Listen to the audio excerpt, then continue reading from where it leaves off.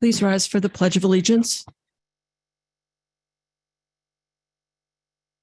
Pledge allegiance to the flag of the United States of America and to the republic for which it stands, one nation, under God, indivisible, with liberty and justice for all.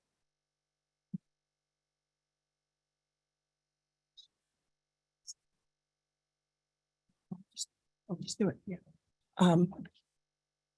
Apparently Don's running late, so I am going to call the June 14th, 2023 Select Board meeting to order.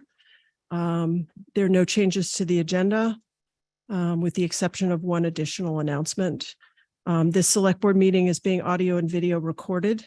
Do you want to do the announcements? Here she comes. Okay.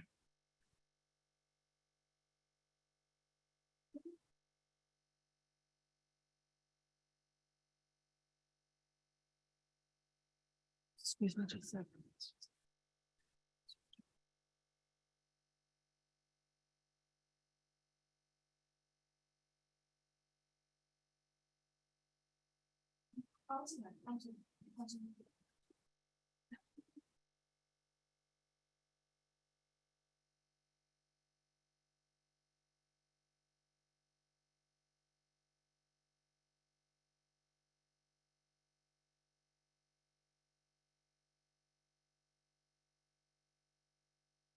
I'm just going to run through some of the other announcements, Don. Is that all right? Town offices will be closed on Monday, June 19th, 2023 in observance of Juneteenth. There will not be a Select Board meeting next Wednesday, June 21st as part of our summer schedule. So the next meeting will be held on Wednesday, June 28th. I'm going to ask the sewer director to come up and give us a little update on the project.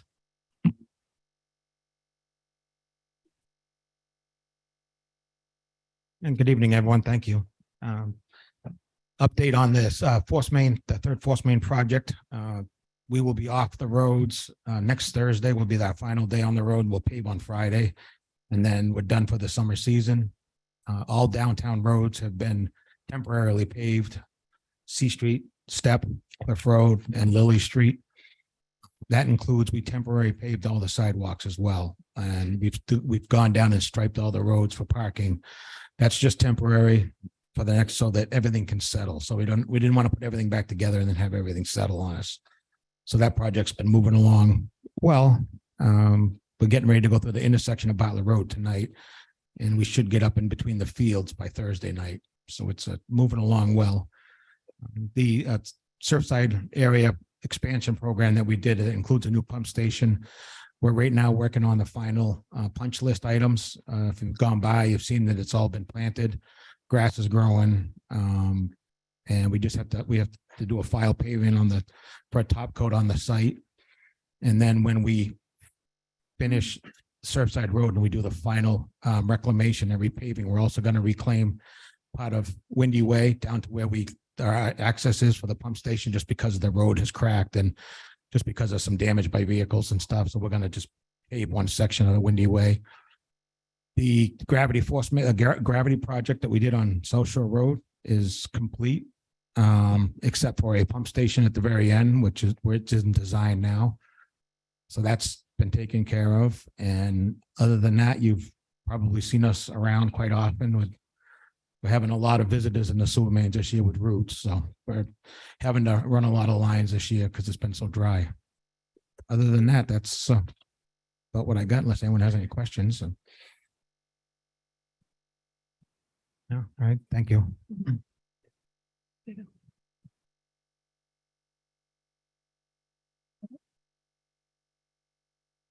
I'm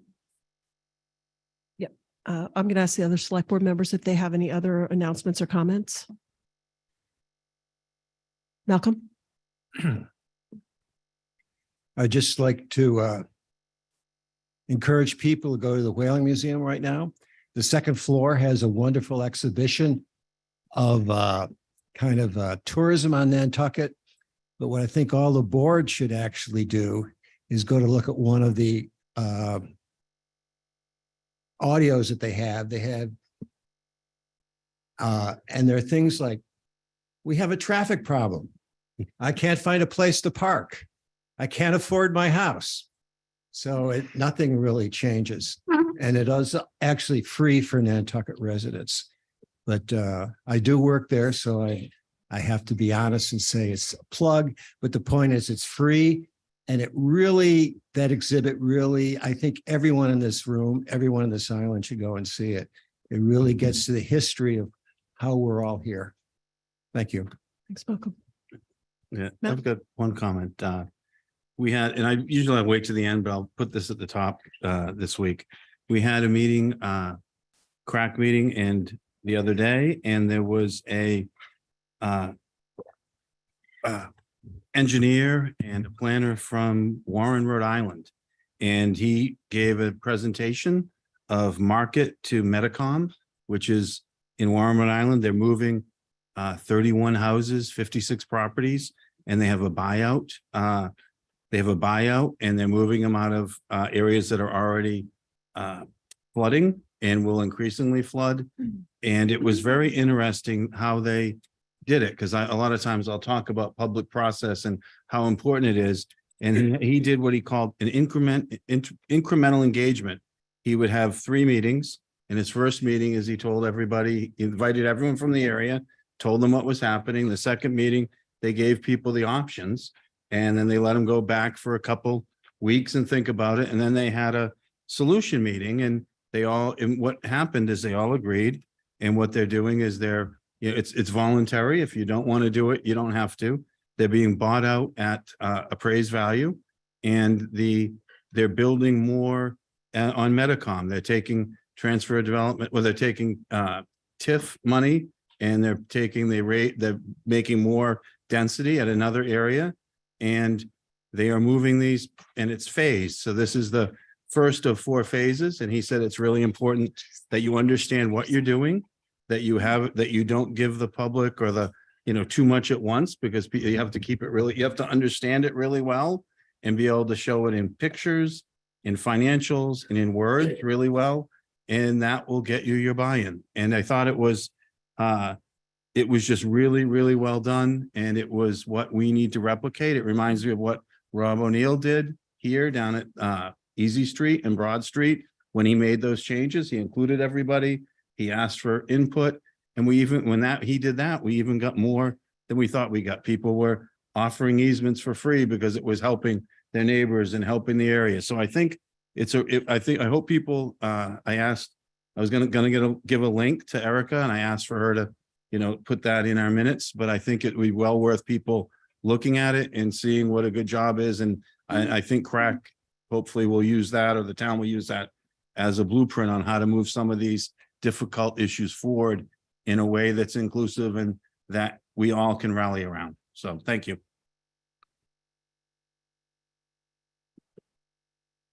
Thanks, Matt. Anybody else? John?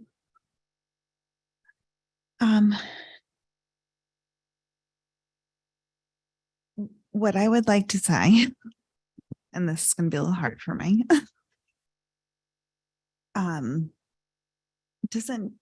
obviously, it doesn't take a whole lot to shake me.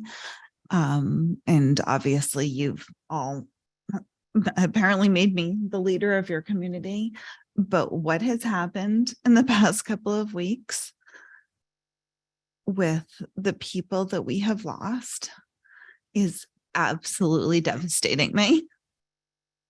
And some of them are extremely connected to public service. And honestly, the reason I was late is because, which is hard, I burst into tears. And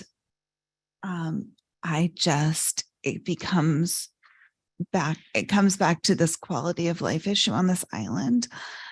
And we have got to do better. And saying that, I think that maybe Jericho and Jason Bridges are here to talk about some resources that are available to people.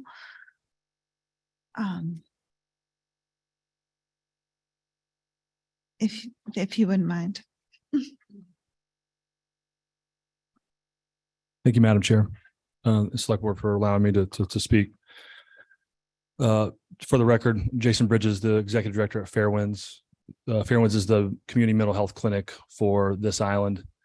And I just wanted to share resources for anybody who needs help, knows somebody that needs help, and just so you're aware of it. So Fairwinds has 11 lines of service, but there's 2 I'd like to highlight right now. So we have a mental health hotline, crisis hotline that is 24/7, 365 that anybody can call and we will come to you.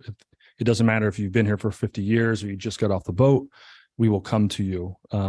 Street corner, your house, the schools, the emergency room will be there to do an evaluation and give you the resources that you need and help in any way. So that is a really important service that we run, and it's 24/7. And then there's also we call it urgent behavioral health care, but it's like the walk-in clinic that you would recognize for like a hospital.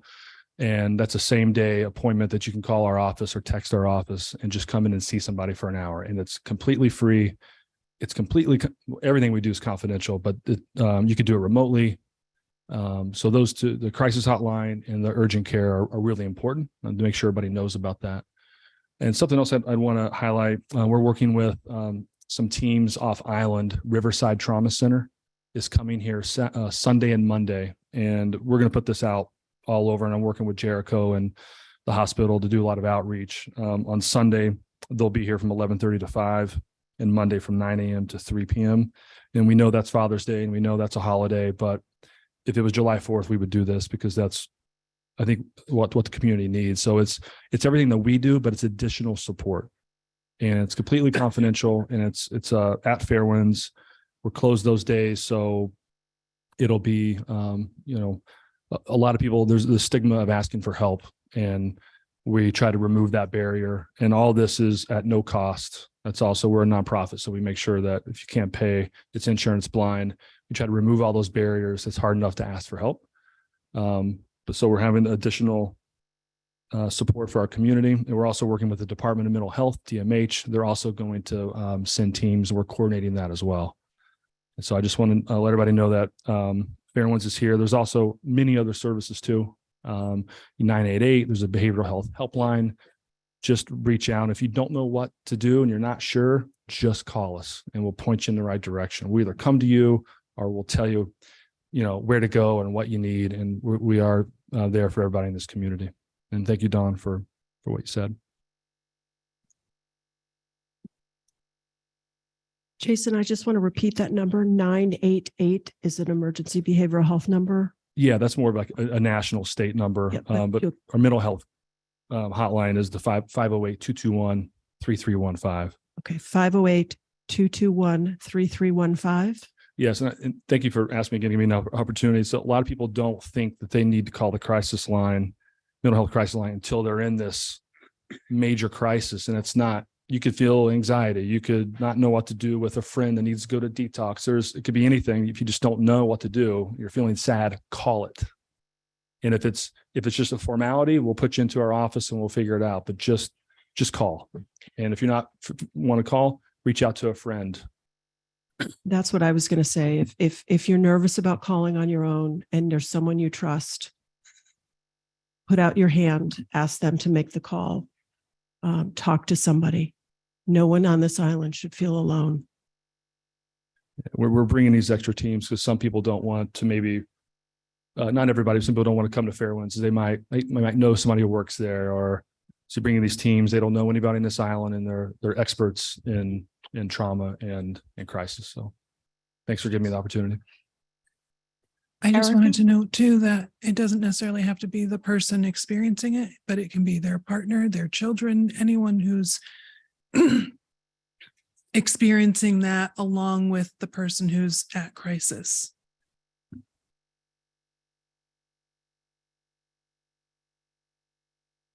Jericho? Jason, hello, Human Services Director, Jericho Mealy.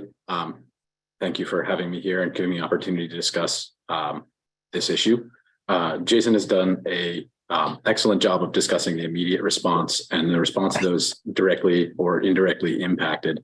The plan for the Human Services Department in the town of Nantucket will be to do sort of more of a medium-term response, which is to be providing education and resources to people for first aid, behavioral health first aid, and a variety of different places and ways to get that training, and then additional resources to connect people with help should they need it on an ongoing basis. So we'll be hopefully sharing some plans exactly how to get into these kinds of educational opportunities, ways to help your neighbors, help your community members, and collectively work together to make the island a little safer and a little happier for everyone.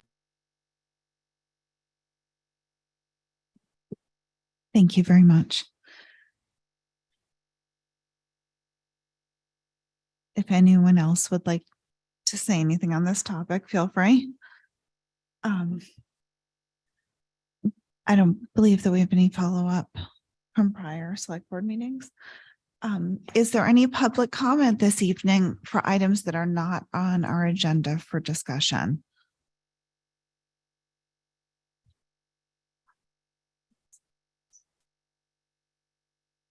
Not online either. Okay. All right. Thank you. No new business that I'm aware of. Approval of minutes, warrants, and pending contracts. Move approval Second. Yes. of all. Yeah. All those in favor? Aye. Aye. Any opposed? Motion carries unanimously. We didn't include pending contracts in that, did we? Yeah, Yeah. Yeah. So All of so them. by all you mean including pending? yeah, Okay. unless, do you Right. need, No. That's Okay. That's We're fine. good. okay. Short-term rental work group update, Stacy. Hi, everyone. How are you? So the short-term rental work group has been very hard at work over the last couple of weeks, I think, since I last presented to you. And what we were hoping to do tonight is to share with you the group's progress to date, and to really, this time, rather than us just tell you what the group is thinking and up to, really start to hear back from you, the select board, on what you think of the group's ideas so far, because they really want to try and move toward decision making at their next meeting, and would really like to do that in a way that is consistent to the extent possible with the interests and views of the select board. Since I think the aspiration is that at the end of the day, the agreed upon plan becomes a town-sponsored warrant, or a set of town-sponsored warrant articles. So with that, I'm going to share with you a couple of slides, and I just want to say, so I've updated, based on our discussions last night, some of the bylaw purposes and the bylaw component suggestions based on where the group has been deliberating, but the group hasn't made agreements or decisions yet on any of these, and particularly the things that are not in black ink are things that are particularly new and still in progress. So I just wanted to name that as I go into my presentation. Okay, so the group spent a lot of time talking about what is the goal, why are they here, what are they trying to do. They started this conversation, you may recall, at their very first meeting, and they've iteratively been going back around to this question throughout all of their deliberations. And they've sort of aligned on 6 key purposes that they are trying to achieve in the proposals that they put forward. So these are the purposes, and the parts in purple are added as of last night. So that is to say, the group hasn't seen this exact language yet, though they did in general agree that these were that these were correct and descriptive of where they are. So just to quickly walk through, the first one is that the group really wants to make sure that the bylaw is going to protect the long tradition of using homes as short-term rentals as a way to allow people who own property on the island to be able to afford to live there, or whether it's full-time or part-time. They want to make sure that those opportunities for short-term renting remain available and are protected, for particularly for those reasons, those people.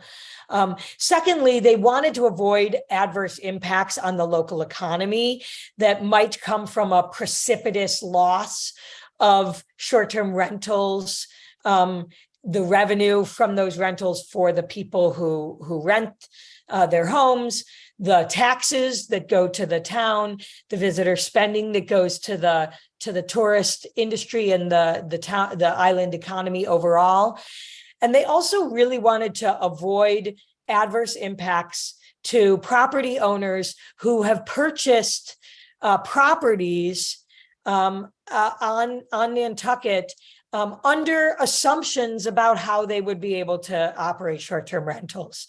So that is, they did not want their policies to cause hardship and potentially devastating hardship to people who purchased them under one set of expectations, to only have the rules changed midway through. Third, the group wants to discourage investor-only short-term rentals, particularly going forward.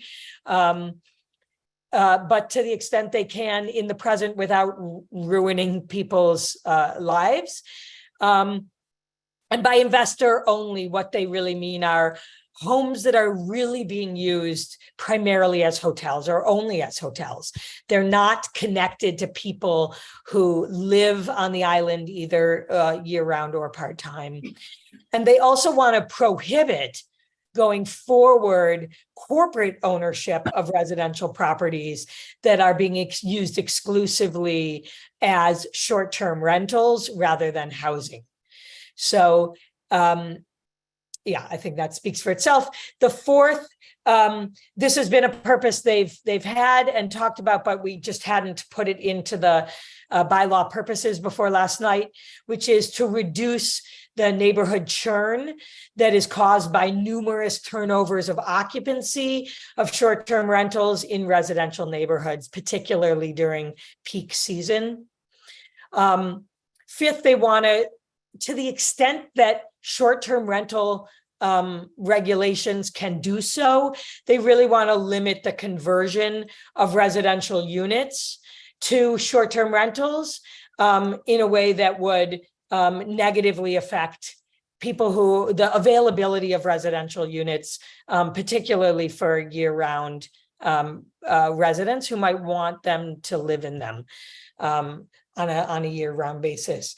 And lastly, they and not leastly, they want to provide a regulatory structure that is clear, that will reduce the threat of litigation, especially against full-time and part-time residents who are operating short-term rentals.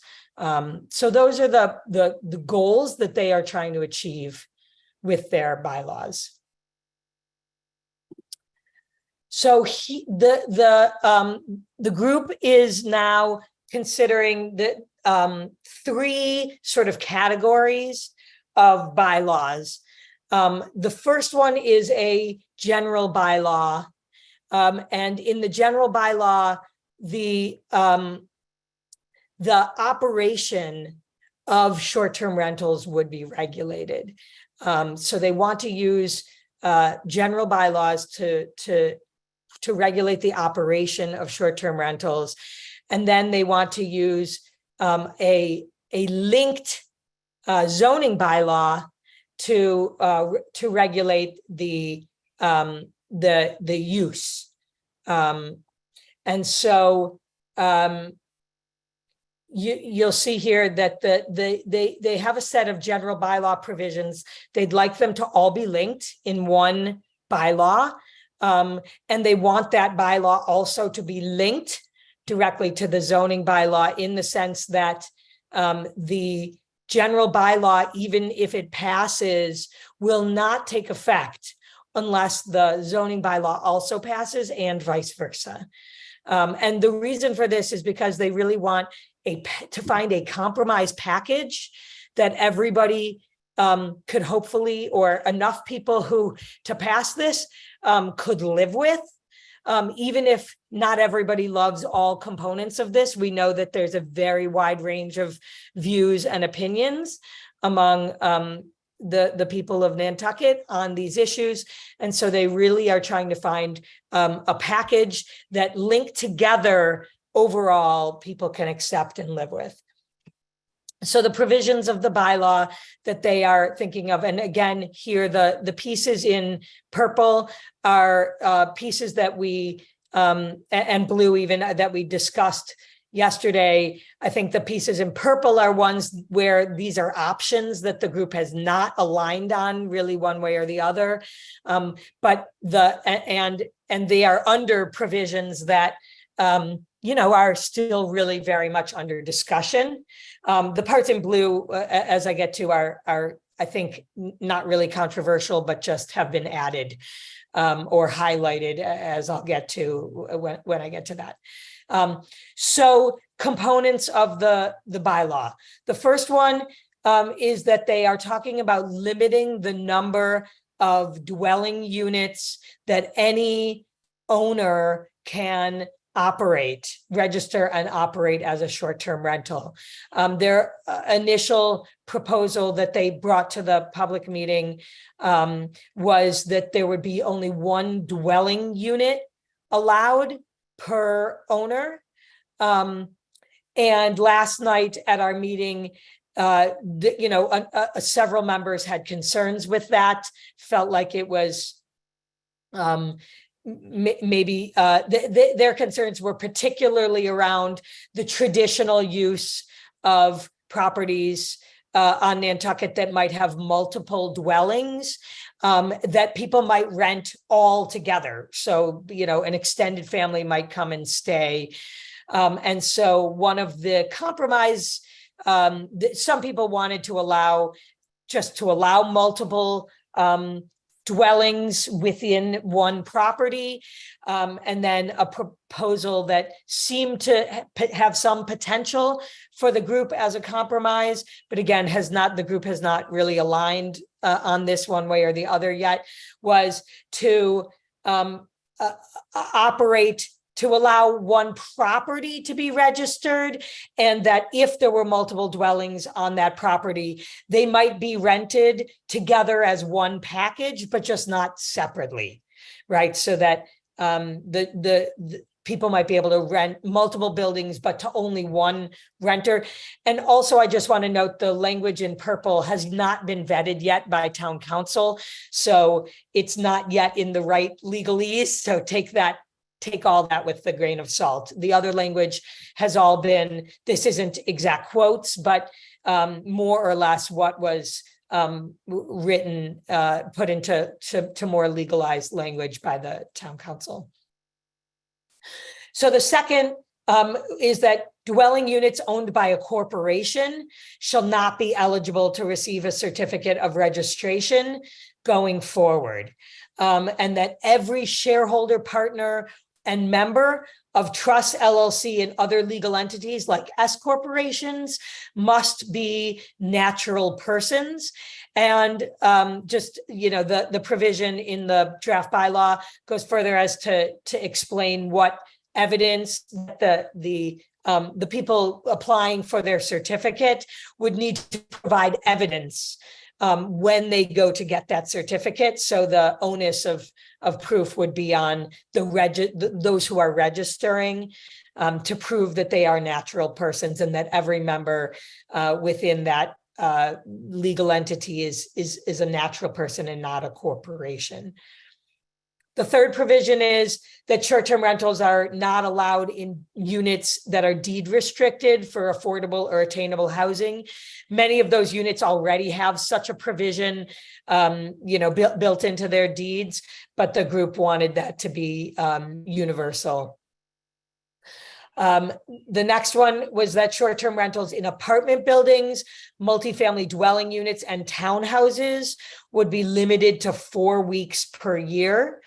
And the reason for that was going back to trying to not take units off the market for that would be potentially affordable or attainable for year-round residents, and the sense that apartments, multifamily units, and townhouses, to the extent units might be more attainable, housing units might be more attainable on Nantucket, those units were more likely to fall into that category. And so by protecting those units further, they would potentially help to bend the curve of availability of those units for year-round occupants.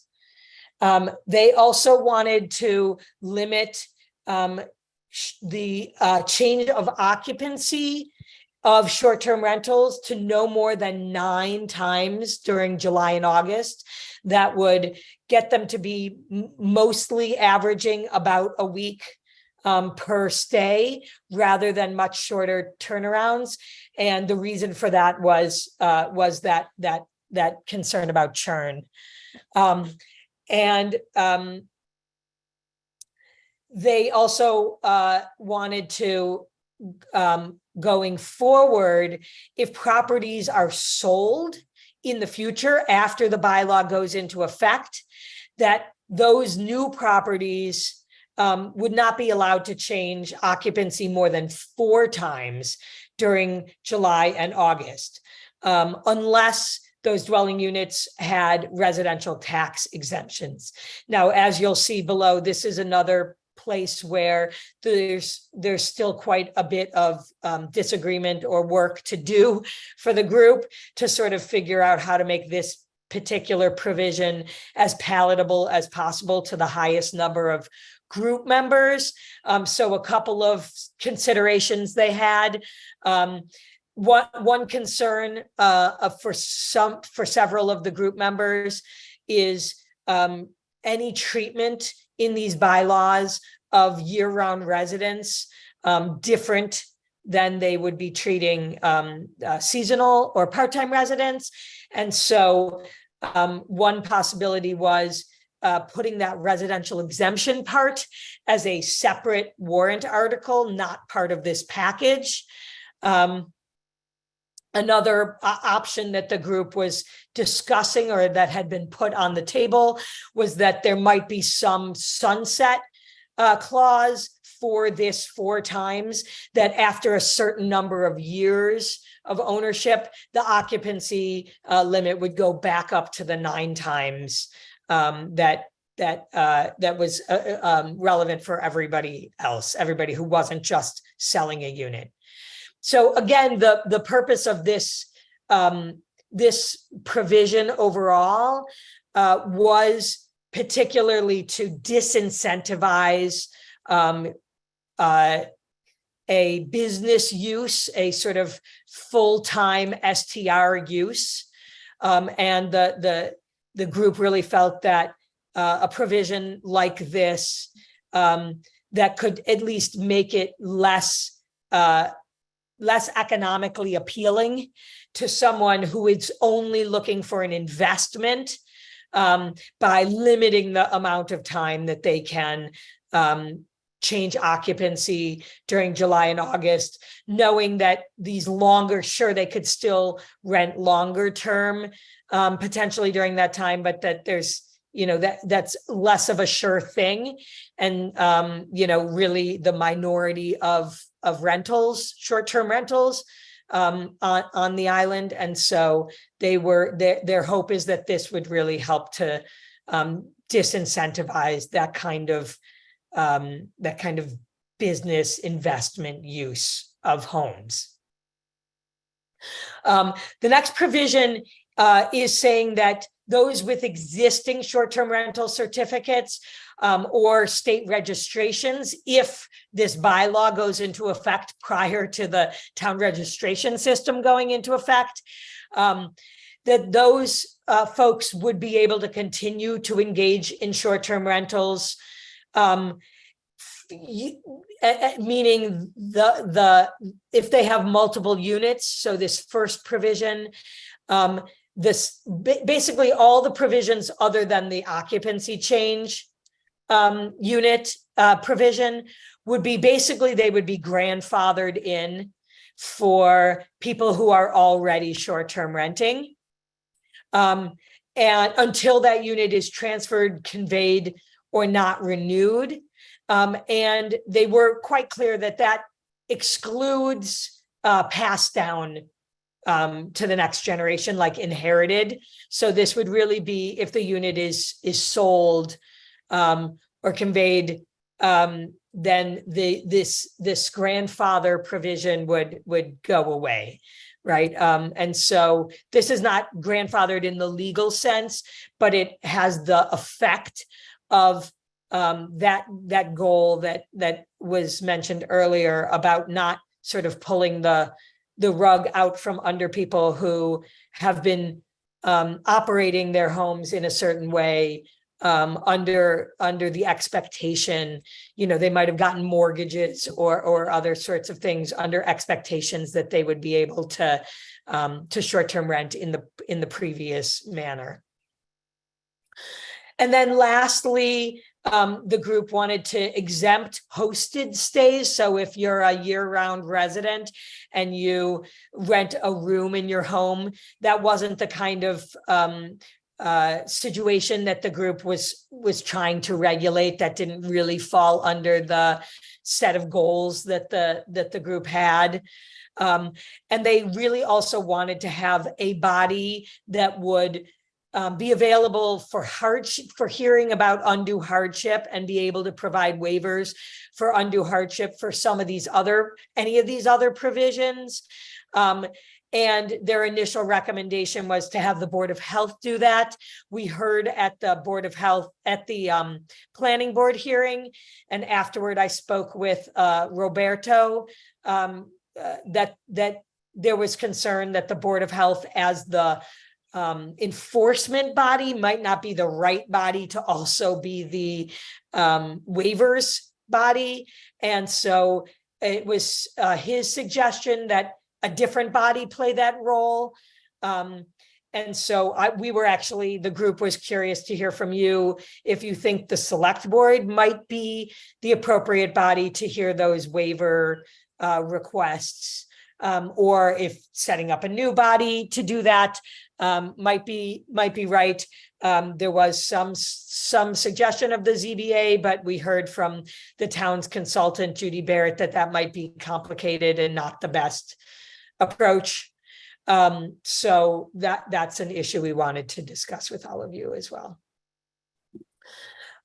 Okay, the zoning bylaw provision, which, as I mentioned, would only take effect if the general bylaw provision also passed, would be quite simple. It would add a definition of short-term rentals, and this definition is identical, I think, to the one in the the existing town code 123, which is the general bylaw that was passed in 2022, and is the one that would be amended in the general bylaw that I just walked through. But that way there would be an identical short-term rental definition in the zoning and in the general bylaws. And the group wants to add short-term rentals as a permissible use in all districts to the use chart. So why do they want to do that? Why do they want it to be permissible rather than accessory? The reason is that the advice that they were given by the town council, as well as the town's planning consultant, is that if they were to designate it as accessory use, there's a lot of ambiguity about what that means and what the impacts of that would be. And most likely lawsuits would continue. And it would be the courts who would decide what that meant. And the courts may decide in ways that would be quite dissimilar to the policy goals and hopes that the group as a whole, in general, though not all members, are hoping to achieve. So, for example, it might find that there needs to be a change that STRs that are the group wants to keep illegal in their grandfathering would be made illegal by the courts through such a ruling. It's also possible the opposite, that the courts might rule that the grandfathering is now a legal grandfathering, applies to everybody in perpetuity, including the 9 leases during prime season. So that was why they have suggested this particular provision. Again, this is certainly not unanimously agreed to, but it's where the group is leading. The plurality, at least at this point of the group, is leaning. Okay, lastly, the group wanted to suggest 2 other warrant articles, bylaws that would be a la carte. That is, they would not be directly tied to the paired zoning and general bylaw that I reviewed before. One of them is to pass the 3% community impact fee, which is allowed by the state as a fee on rent for properties that are not the owner's primary residence, if the owner has 2 or more short-term rentals. Obviously, this would only apply to the legacy cases, the grandfathered cases. But the group thought that this would be really valuable to have that additional revenue that could help support the broader goals of affordable housing and local infrastructure development that supports this kind of tourism that short-term rental contributes to. And that requires a majority vote. And just by its nature, it would automatically require 35% of the fee, that impact fee, to go to affordable housing or local infrastructure, with the remaining 65% as general fund. But the group also supported actually having 100% of those community impact fees dedicated to affordable housing or local infrastructure. And that would require a separate 2/3 vote. So that is why they would propose that. So let me stop there. And I don't know if there's any members of the group who want to clarify any of the points that I've made, or correct anything I might have gotten wrong. And then to turn to all of you, the select board.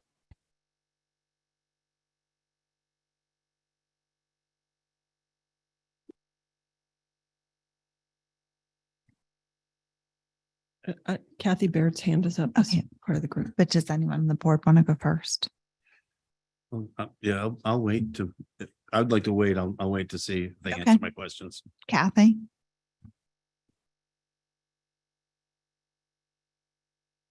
Mute. There, now you can you hear me? Yes. Okay, thank you. I just wanted to add one thing that we did talk about last night, just throw this out there for the select board to consider. One of the things that the lease restriction will impact, and I think it's of a concern to probably a lot of people, is the actual really traditional vacation rentals, the unheated seasonal cottages, the ones in Wisconsin, and they're all over the island, when they sell. Because when they sell to a new owner, they're really not a kind of home that could be used by year-round residents as affordable housing. They can't be lived in year-round.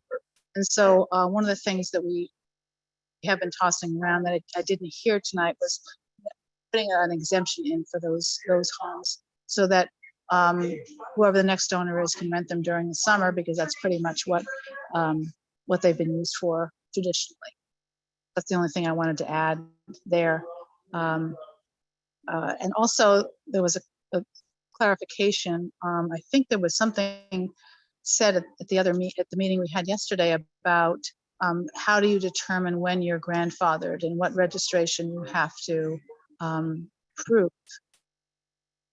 And it's if we make it the state registry, then that means that everybody tomorrow can go register their properties on the state registry and be grandfathered. And I don't know if that's what we want or not want, because there's no fee to do it and it never expires. So I think we really do need to make sure we've clarified that and make that be the way we want it to be. And that's all I have to add. So thank you so much, Stacy did a great job presenting all of the stuff we did yesterday, and thank you. Thanks, Kathy.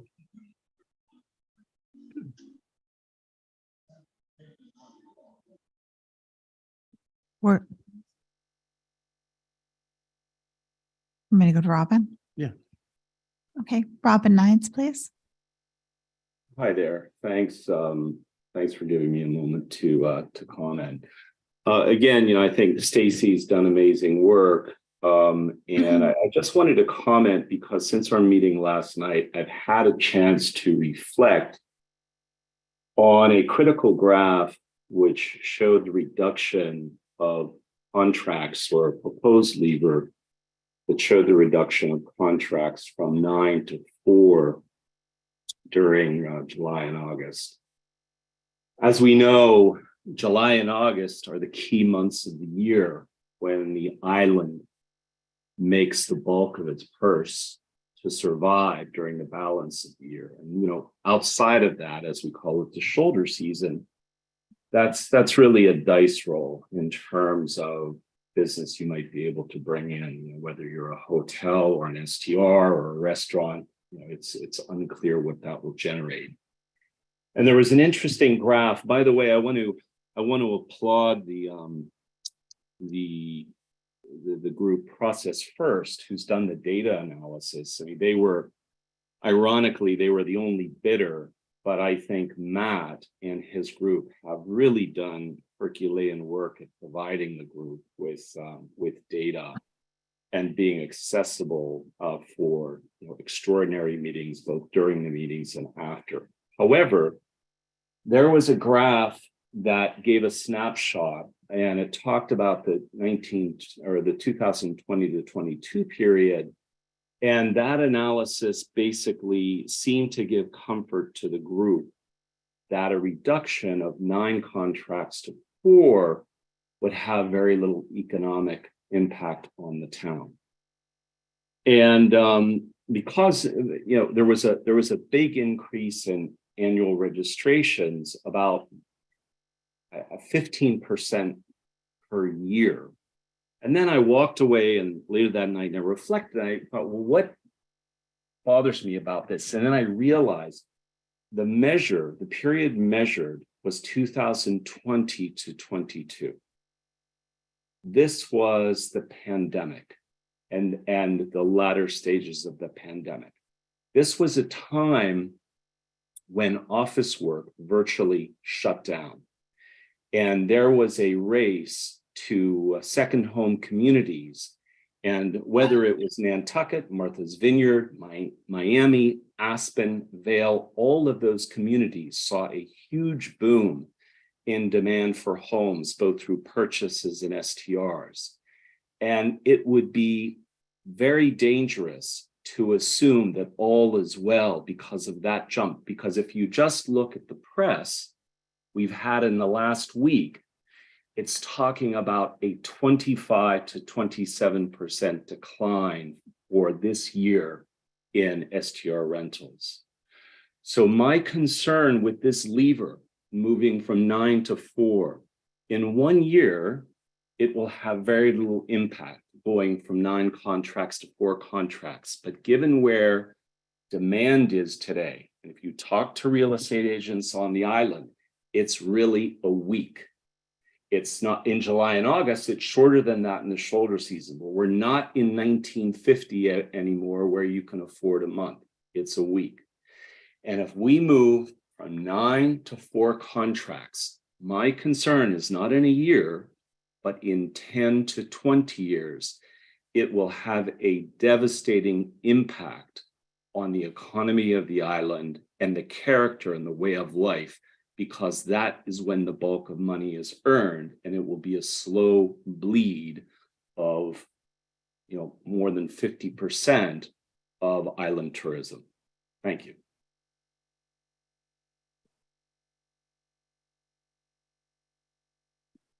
I have So- a couple of online hands, but Okay. I'm I'll Peter go to the mic Schaefer. I'm first. also a member of the short-term rental group. Disagree with Robin. First off, I think it hasn't been really explained completely that in fact, everybody is grandfathered. Anybody that rents now is grandfathered until they sell their house. Okay. Or if they pass it down to a relative or a child or whatever, it stays grandfathered. So the impact that this is going to have only affects people when they sell their house, which could be 10 years from now, could be 2 years from now, could be never. And, going to 4 contracts, and we are considering having some sort of a sunset clause. So maybe in 5 years, they'd be back up to 9. But I think this is, we're just discussing something that really is going to have minimal impact on availability of rentals, and also something that can be revoted every year. And so there seems to be, for some reason, and I think it comes down to more that they feel that it's not fair that residents get something different than year-round residents get something different than summer residents. And that tends to be more of the issue than the actual numerics of the article. thank you. John Kitchener. Yes, thank you, Madam Chair. Can you hear me okay? Yes. Great.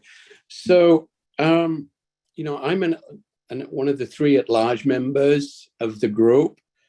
And with that comes a responsibility that I think about every day, which is, there are 3 groups of people that when I look at everything we're doing, I have a filter that I put it through of 3 different groups. One is, of course, the people, good people that are STR operators. That's one group. But then, it's not new news that the local residents we have here that have been frozen out of the attainable housing market. And for this conversation, I'm not really talking about affordable housing. I'm talking about the middle income people that some of these houses that are going to investment only, that they perhaps could have stretched to. And then, of course, there's the people that just want to maintain and should maintain the residential character of our neighborhood. So I look at everything through those 3 filters. And I have to agree with Peter and disagree with Robin, because, when we talk about, first of all, there is an agreement that there is a real economic impact of this. But even if there is, we have this is a general bylaw that can be amended once a year, every year from the annual town meeting. So if we have not got everything exactly right, we have an opportunity each year to make an adjustment. So, I would trust in that process to give the 9 contracts down to 4, give it a chance, definitely exempt local people from it so they get a chance to enter the lower end of our property market and see what happens. And if we've got it wrong, well, then let's adjust it whenever that becomes obvious. And if we haven't, great, let's just stay with it. So I hope that you guys will really think carefully about this relatively new lever about the number of contracts, and with it an exemption for the local people that definitely have lost the housing opportunity over the last few years. Thank you, Madam Chair. Thank you. James Salzer. And then we'll go back to Stacy. Yes, thank you, Madam Chair. I wanted to just take one step back. Thank you all for listening to us. We have really been trying to the very best of our ability to work in a group that has many different points of views, yet to do so respectfully and to work toward the middle that can make sense for us and us all in the ways that it can. For instance, in zoning, as Stacy said, we really felt we had to go to the why, the yes in zoning to end the lawsuits. There are people living in a lot of fear of lawsuits. And we feel with the general bylaws, we can put enough regulations in that the why will not be deleterious to us. Now, I want to go to the going from 9 contracts to 4 contracts. After a property sells, it would also be for new construction. It would not be for inheritance. The reason for this is to try to limit investor-only STRs. It's to try to reduce that amount. We think that if a potential investor could only rent out that property 4 times in the summer, July and August, they might be less willing to try to convert a home or build a new home that is an STR. We're trying not to have residential homes turn into STRs. Obviously, that's to the benefit of us all. Now, I have to say that not only does this affect homes, but this rule could also affect property lots in a way that could be good for people looking for attainable housing. Let me give you an example. In my relatively immediate neighborhood here around Back Street, there have been at least 4 properties in the last 5 or 6 years that have been bought by STR investors who put up 6-bedroom homes and are renting them out for huge amounts. Perhaps if this 9 to 4, only 4 contracts per high season, if that were in effect, there would be less incentive to buy up a relatively, small piece of land and turn it into an STR. Instead, it might be available for a year-round person to buy it and make a year-round home. Now, just one more quick point on that. Our data expert, Matt, has done a terrific job. And one of the things that he came up with recently, I think you'll find this very interesting. In the last 2 years of the sales of homes that were under 2 million, which I know that's still a lot of money, but it's sort of attainable on Nantucket. Almost 50% of them, 122, were bought by people who live on Nantucket. 139 were bought by people who live off Nantucket primarily. And none of us have anything against seasonal residents. We all know them and love them, our friends and relatives. But let's look at the statistics.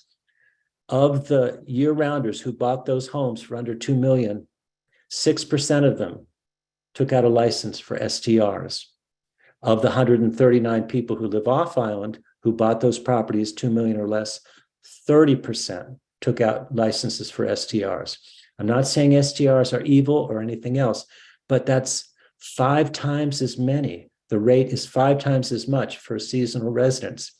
It seems to me that we need to level that playing field, and having the year-round exemption that a number of people have mentioned is one way to help with that. And I hope the select board will support that. Thank you very much. Thank you. Stacy? Yeah, so you've now heard a little bit of the nature of the work the group still has ahead of them. I just wanted to note that, you know, there are these points are the remaining points that the group is trying to wrestle with in order to come up with a final proposal that meets at the minimum the threshold set by the select board and planning board and finance committee in organizing the group, which is 7 out of 9. And we're hopeful to get that and exceed that. That's what the group is really working toward. So yeah, I think really eager to hear your thoughts.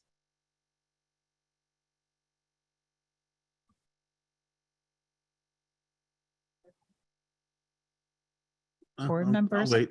I've got a bunch. I'll wait. Some of them I might not have to do.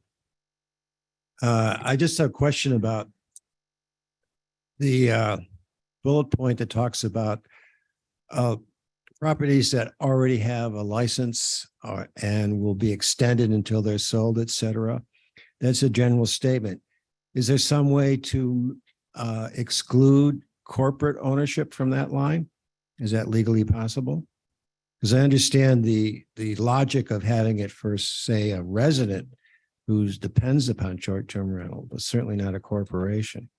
Yeah, so I will, the group's rationale on that point was really, this was a recommendation from town council, who felt that there was a lot of legal jeopardy potentially in not having that particular condition grandfathered. So that was at his strong recommendation. I just one comment and then we can go on. If one of the court cases that are presently pending and the judge says that accessory use is not in fact okay on Nantucket, would that change the opinion of legal counsel? I don't know. I think you would have to ask him that question. Because if that's the case, then there may be no reason for that. Right. Yeah, I mean, I think his concerns were he raised a number of potential constitutional considerations that went even beyond, you know, whether or not the town actually currently allows it. Just by trying to differentiate those classes. Those lawsuits could happen even with the grandfathering, but the expectation was that there would be less incentive for somebody who doesn't already own a home, a corporation that doesn't own a home here to, you know, buy one and then sue, rather than as compared to ones who already own homes. The only other thing I'll say is that I think the actual number of homes that are owned by corporations, Matt can give maybe a little more accurate estimate, but the estimate was extremely low in terms of the percent. And so I think there was some perception that you would be creating potentially a lot of legal jeopardy and get a very small, if any, real benefit, because already it's, you know, it's such a low number. The reason the group was really focusing on it was because they were really concerned about the future case because they've heard about all these communities where corporations are coming in and just scooping up properties. So they were really more focused on the future, and they were, I think, a little less concerned about the sort of low levels of current corporate ownership. I'll defer my next question to the next time we talk about this.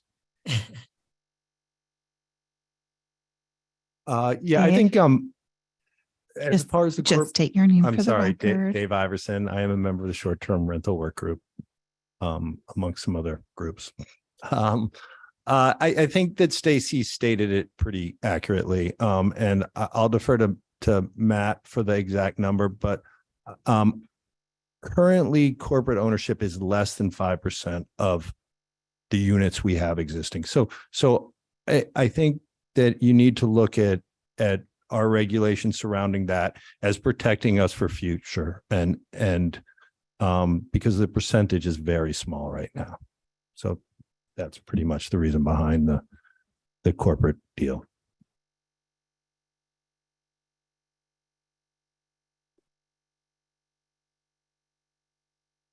I'd just like to say thank you to every member of the short-term rental work group for the many, many, many hours that you all have put in to this effort.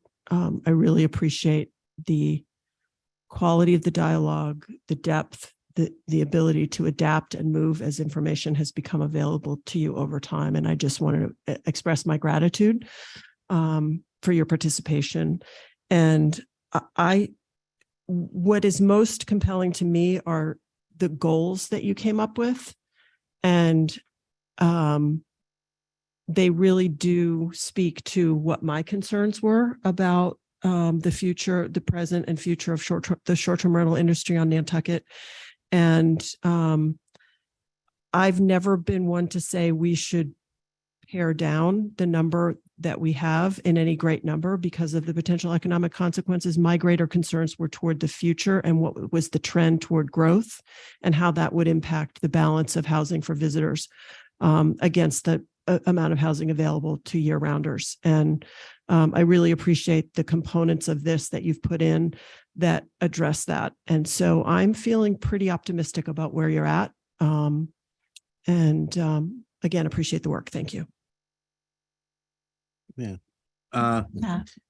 Yeah, I appreciate the work as well. I think I've been trying to follow this fairly closely. I've tried to watch some of the meetings either live or afterwards. And it's interesting that so anyway, there has been a shift in the group, which I think has been a positive one. I think I've seen changes in some of the members. I think came in thinking one thing and have come out with, a different view. And I think the view has gone, in my opinion, a positive direction.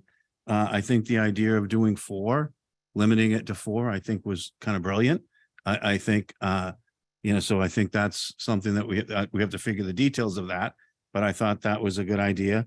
I'm not sure I would call going from 4 to 9 sunsetting, because normally if you're sunsetting, the right to do something is going away, I believe. And in this case, we're sunsetting the regulation. We're getting the regulation going away, so we're losing it. So I think that, A, I'm not in favor of that, and B, I wouldn't call it that. I think you guys need to come up with another name. So that's one comment. I agree. I'm going to just tick them off as I go. Peter Schaefer, I agree. He was saying it wouldn't have a large impact. I think you're right about that. What we're talking, and I watched it, and the other Matt, who's the numbers guy, he's basically saying we're not talking about it going backwards. We're talking, it's sort of like, we're not talking about going backwards. We're talking about slowing the growth. This is like when people say, oh, about the debt or whatever, we cut taxes. Well, we just slowed the growth of the taxes. We didn't cut them. And so that's what we're really talking about here, is slowing the growth in this. And I think that, that is important. So I agree with that. Kathy Baird had said already, she asked about when the grandfathering date is. It sounds like it's a little unclear. That was one of my first questions. How do you prove that you have it? And as of what date? That has to be sorted. I don't think that that's solid yet, but I think that's really important, because there will be a rush to the registry if you allow it. And so you have to sort of, got to figure that out. Define and enforce corporate and natural person. How are we going to do that? Who's going to do that? I guess that could be a question. Do you guys have that sorted out yet? If not, I think it's something that should be. I kind of look at the 9 times as pretty much a codification of what's happening now, because when you look at a lot of the numbers, there's, most rentals, a large percent of the rentals are less than 9 weeks. So this is almost like a codification of what's there, whether that's, we can argue about that. And I think, and I'll talk about zoning last. I think when you get to what you're going to do, you need some people in a room, some people that haven't even been part of this committee, to sort of stress test this. You have to poke holes in it and say, because kind of what we did this, but really what could the impact be? And I think that that's sometimes we're in such a hurry to get, sort of something passed and be finished that we don't step back and say, okay, how did we mess up? For example, in this case, let's pretend that people who own existing short-term rentals realize they're a lot more valuable and not going to give them up.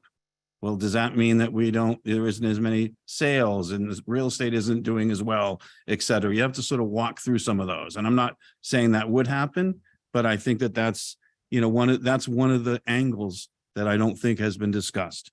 A big one is zoning. I think that I'm very worried about putting a Y, which says yes to every single spot everywhere on the island. I think it should be an A. And I think that most of what is happening now that we're talking about, 95% of it is accessory. It's 4 weeks, it's 5 weeks. It's most of the rentals that are happening now, in my mind, are an accessory use that we should be able to define as accessory. And I think as soon as we define it as an allowed use, I think we're going to have even more lawsuits from people saying it's an allowed use. Look at that.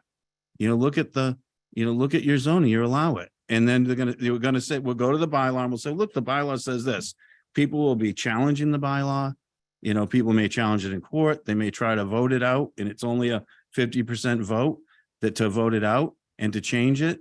And I think one of the things that really needs to be stress tested in this is what happens if we try to tighten it. If we try to tighten the bylaw on people, if we loosen it, sure, it's loose. But if we try to tighten any aspect, I think we're going to be creating even more problems. So if we do something and realize, it wasn't, it's sort of like, and so I think that we have I think one of the tests I want to see is this actually going to achieve the goals that we're doing? And what is our risk of making, of changing the bylaw changing and being able to change it back? My understanding, I don't think it'll be very easy. And I think we'll be challenged quite a bit. It won't be 3 lawsuits. It could be 30.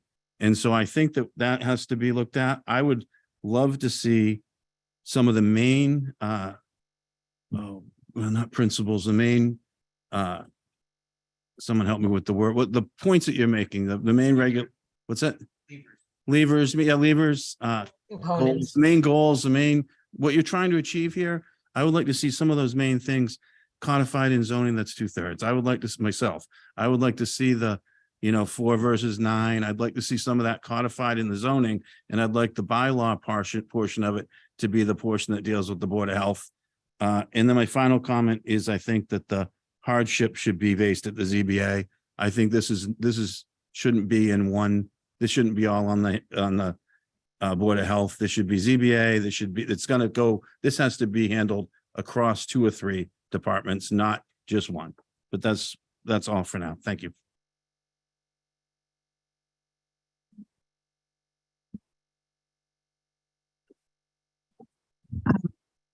I would like to say something, but Rick Atherton can go first. He has his hand raised online. Madam Chair, thank you. Just back on the comment about the zoning bylaw issue. I asked the short-term rental work group moderator about what was the process for changing the bylaw regulations that the group may recommend. I think there's an implication that because the bylaw recommendations and the zoning have to be approved together, they have sort of equal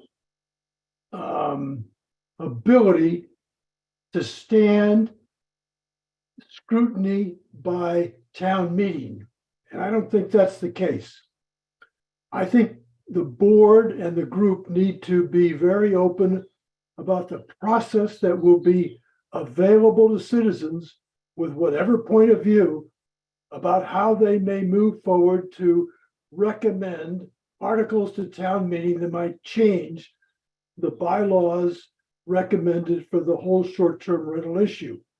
I just think it's clear to me that some people assume they're equal, and I don't think they are. So that's my thought, that that process will be made totally clear before the recommendations you all make to the special town meeting. Thank you. Hi, David Iverson. David Iverson again, short-term rental work group. If I could ask through you, Madam Chair, I think I saw Judy Barrett on the meeting. If she could help explain the intricacies of the zoning issues we have. Thank you. So I can try, if you would like, Madam Chair. Sorry. Okay. So I think people who are on the working group who've heard me talk about this before know that I also struggled with this. So that is just my confession for the evening.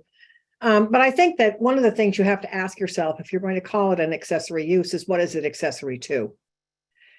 So that's one issue. And I think the other thing you have to wrestle with is what are people doing in that unit when they are in it? If they are in it as a dwelling, which by your own zoning bylaw is a structure that has facilities for cooking, sleeping, sanitation for a single housekeeping unit. If in fact they're dwelling in that unit, are they not using it as a dwelling? And in this case, sort of a subset of dwelling, which is short-term rental. So those are two things to think about. The other thing I think people need to understand, however, is that the allowance of the why depends on whether the use complies with the definition. And the definition of the short-term rental mirrors what's in the general bylaw, with the added piece that you only get to be an allowed use under zoning if you comply in full with that general bylaw. So it's married to the general bylaw. It's like any other use that a community might allow that requires some other authority or consistency with some other rule. The example that town council and I had sort of been vetting on a phone call many weeks ago was a use like an assisted living residence, which not only has to comply with zoning, but also has to comply with general laws, chapter 19D. So, you know, a lot of uses have other things they have to comply with, and it's the same really with this. It's allowed as of right only if it meets these other requirements. Otherwise, it is not an allowed use. So think about those considerations. That said, of course, you know, we're happy to look at this more.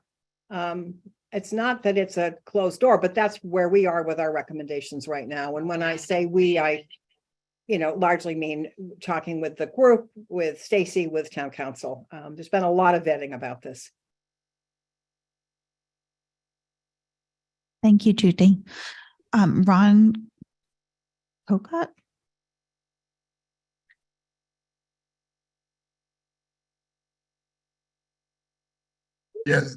Yes, that's correct. I'm a 40-year resident, summer resident of Tom Nevers. I rent off and on. I'm usually here 90 days a year and rent maybe 40 or so. So I don't, this regulation doesn't really affect me, but I'm concerned about the 9 weeks to 4 weeks reduction upon the sale of a property. And I have one recommendation and one question. The recommendation is I think the 4 weeks is very, very tight. And when I think about how rentals are going, 60% are 1 week, something in the 20s are 2 weeks. So if we were to make that 4 weeks, 5 weeks, at least it would give a purchaser the opportunity to get 5 2-week rentals and rent the high season, and that certainly wouldn't be very much churn. My question comes down to Jim Sulzer's comment about Matt's data regarding the sale of properties in the last 2 years, where he said that there was a 6-to-1 ratio of seasonal buyers registering as STRs versus year-round buyers registering as STRs. And when Matt first presented this information a week and a half ago or whatever it was, I asked the question because that data is important on the surface, but under the surface, you have to ask the question that 30% of seasonal buyers who registered their homes for STRs, how many of those homes were registered as STRs before the sale? And it might lead you to a totally different conclusion. Thank you very much for the opportunity to comment. Thank you. I don't want to get too lengthy, and I'm obviously not in my top condition right now, but just a couple of points I want to make. Long-term versus short-term. I mean, generally 9 weeks is the Nantucket season, and which is actually incredibly short compared to other places that rent. And a lot of people do rely on that. I'm a little bit confused between the 9 contracts versus 4 contracts, because 1 week contracts or 2 week or 3 week, 2-month contracts. That's not clear. Whatever I want. Okay. So, corporate, I think, yes, 100%. I think that's been one of the biggest concerns, but we should not be taking away the corporate that is here now. It's very small, and some of the corporate owners employ a lot of people on this island and have been actually like very good stewards of their properties. Last, to throw this out there, is an entirely different idea. People are very concerned about the mini hotel factor. What about a situation where we limit, regardless of whether obviously you're limited by septic, but if you're on sewer, what if we limit the number of bedrooms that you're allowed to have, unless it's in a second dwelling that is restricted to be a year-round rental? You know, why are we building 8-bedroom houses that do become the mini hotels? So those are just some like very simple thoughts that I'm having right now. I'm going to leave it at that. Dave Iverson, short-term rental work group. You're doing great, Dawn. So the corporates are going to be grandfathered, the whole 5% that we have. So it's just going forward that we're looking to stop that. The room, I mean, I don't know what the answer is to the room thing, right? I mean, it's whatever the health department allows the occupancy to be on that building, and they shouldn't be allowed to go beyond that. I don't think I understand what you're getting at, maybe, Dawn. It doesn't have to be that way. Oh, okay. Yeah, no, that's true, but I think that could be a real issue if we're saying less than what the health department has an occupancy at.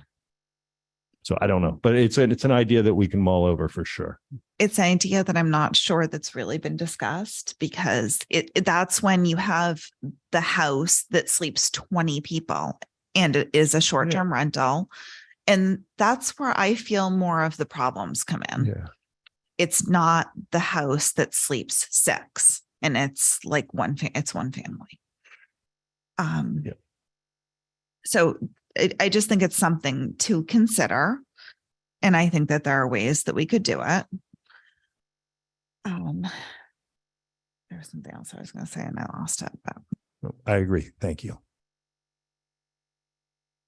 I have a quick please. summary comment. I just also like to say thanks, and thank you, Brooke, for mentioning that to my fellow work group members. Everyone has worked really hard on this since October. And I think everybody has put in a real good faith effort from a broad base of differing opinions on the group. And I really appreciate that. It's been very interesting to have spent this much time and really thought about this and boiled down on the issues and heard from other communities and learned a bunch from Judy and town council, and many letters came from the public. And we have members of the public who come to every meeting. We have members of the public that came to our 10.5-hour meeting and spent the whole time with us. And that's great because they really care about it. And I think that all of us on the work group have taken that to heart, or taken that information in and tried to digest it. 2 quick points about just in general of when we started this. Something that's repeatedly come up is the discussion around why aren't there noise regulations and things of that nature in this conversation. And I think that part of it is that the information about that Article 39, the regulations that passed last year, there are some folks that just don't know about that. And the registry for the town is coming, and those regulations will be enforced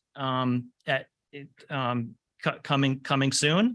And that is not a part of this conversation because that's kind of settled. It is part of our remit to possibly recommend changes to that. And that may be something that we consider or consider recommending in the future. And then also that just in the more macro sense, the short-term rentals in Massachusetts have only been regulated through the tax code since July 1st, 2019. So the data and what's been happening in the Commonwealth and all the other communities, we heard from Honolulu and Scottsdale and Palm Springs, and we've looked at towns on the Cape, and we've looked at what Provincetown has done, and they passed the community impact fee and things like that. But this is new. This is new, and I think there'll be to Jim's point, to my colleague Jim Sulzer on the work group's point before, that there may be some changes in the future as conditions change and the market shifts, et cetera. Thank you. Is it Matt Haffenreffer? Yeah, you got it. Thanks. So I'm Matt. I'm with Process First. I wanted to give time for those questions to come in before I derailed any conversation, but just address a couple of questions that went out, and I'll try to do them in reverse order. The first, Ron's question. I think we did break down what happened to homes that sold relative to their STR status when we talked about what we expect to happen in what has happened in the last few years in the market. So we looked at homes that either lapsed, in other words, they had a license and they sold and then they don't have a license anymore, as opposed to homes that sold and then newly registered. And then that's different from homes that were STRs, sold, and then were re-registered as STRs. And we also differentiated looking at homes that were just reorganized. In other words, moved from a trust into an LLC, but with the same owners or something to that effect, those non-arm's length transactions. So we were relatively thorough in terms of what's happened over the past 3 years, looking at 5 years of sales data and our 3+ years of STR data. And we didn't try to project what would happen forward into the market. There's too many variables we don't control. We were just looking at what has been happening and how would that, what would that mean if you applied the rules that the group is talking about? And so when Matt V referenced slowing growth as opposed to shrinking the market, that's sort of the simplest, or that's not, that's the way that I sort of try to present this to the group is we're not suggesting that this is going to continue long-term growth or shrink the market overall. We're just saying that I don't see the habits that have been happening within the sales market in the last few years to have some change that would suddenly shrink the STR market, at least from a capacity point of view. And capacity is really what I am talking about when we talk about limiting it to number of contracts, because we don't control the length of them or how many are used, just how many are possible. So that kind of addresses Ron and Ron's question and Robin's comment together. And yeah, someone have just real quick on that, just to follow up, please. Matt. Yeah, and you can call me simple. My wife does every morning. It's constant. No, a follow-up on that. There's when someone buy in the last, say I bought a house in the last year or two, and my plan is to possibly do it. Most of the time, there's swimming pools that have to be added, upgrades and things that happen. Was that taken into consideration in that number of 30 something that you had, that 30%? And if not, then that number actually could be higher. But I'm just wondering, did you consider whether those homes were being renovated? So we have some information around build. I think to get into that deeper level, to answer your question at the level of, to answer your question really with like a good intent and to get really to the core that would answer it, we'd have to go really deep with that in terms of pulling in additional data sets. And it's not impossible. It's just every question that we might be able to answer, we've kind of had to consider the prioritization and the timing relative to other questions. There's certainly, we can figure out patterns relative to when they were sold, STR'd, built, reconstructed. That's just a little bit more of, I'd call that almost like investigative work as opposed to summary or analysis work. And sometimes I just have to say, I think that's a great question, and I'm not sure that we have the scope to answer that in the time frame that matters to you all. And I'm sorry if that's a bit of a non-answer. No, there's no reason to do it. I'm pointing it out as it's a potential, and I agree you shouldn't dig in if you haven't already, but I'm just saying it sort of counters the idea of that was presented that we should knock them away. Well, maybe you should add some. So I think it ends up kind of where you are. So I'm in agreement. Yeah, thanks. And then there was one more question that's been raised a few times around corporate. And the corporate question is, I'm going to reframe it if that's all right. And I think when we initially or in the public discourse talk about corporates, I think people have something in mind. And the way that the group is looking to apply the rule moving forward is really around non-natural persons. And so the measurement I have with corporates is not the same measurement as what would be non-natural persons. And those get complicated going into trusts and partnerships and LLCs. And we did some work to really try to understand how much we could quickly get in. But to unpack, 1,000 plus or like 700 or 800 LLC documents, it just became not, again, sort of not worth the effort to fully get to it. But what it did show to the group was a lot of these people, a lot of these LLCs are, I'm going to say predominantly are representing natural persons, and it's used as the predominant way to register a home as an extra asset, or especially within an STR. But the corporate number as a standalone was small. I want to say it was like 5%. But since the group wasn't going to get rid of them retroactively, they were going to allow them to grandfather. It wasn't worth trying to combine that with the others. More importantly was to just make the clear recommendation to capture the information you wanted to be able to dissect natural persons from non-natural persons, regardless of the ownership structure, moving forward. And hopefully that clarifies everyone's questions. That's probably a bit more detail than you're looking for, but just wanted to follow up on those loose ends.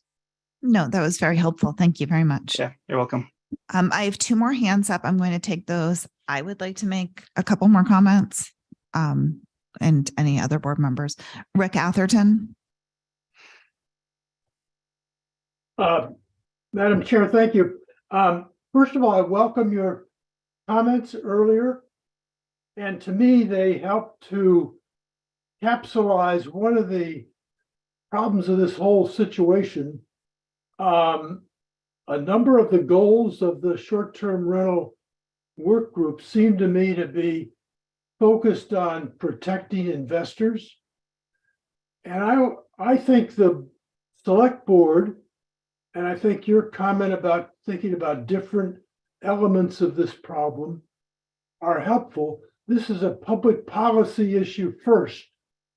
I reminded that in the 1980s, the federal government changed the IRS regulations that had a major impact on investment in real estate. And Bill Bradley, a well-known Democrat senator from New Jersey, championed this because the country realized we had an over-investment in real estate, and the impact on investors that his changes in IRS regulations would make were overcome and passed because people were concerned about the major public policy issues of the subject. And so I welcome your idea about recommending other thoughts going into the process. Thank you. Thank you, Rick. Ron Cocott.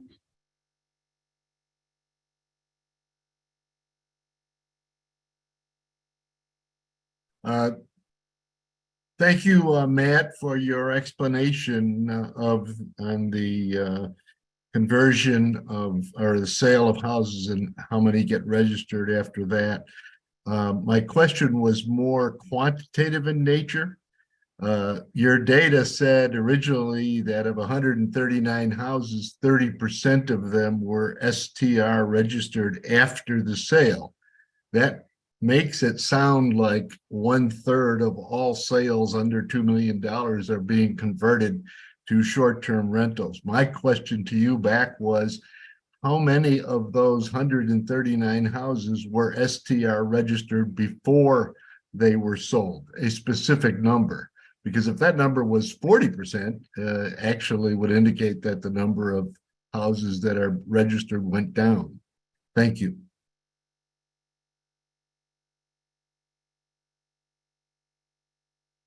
Okay, if I may. There's just a few, there are a few concerns I see that I am registering publicly. People are very concerned about the mini hotel situation. That's what really creates the so-called party house problem. That's where I think, potentially some limitation on how many bedrooms you can have could come into play. My other concern is if you limit to 4 contracts, we are promoting further elitism on this island because people can't afford that kind of a vacation. The homeowners will still need to rent for their 9, 10, 12 weeks to keep their homes in many cases.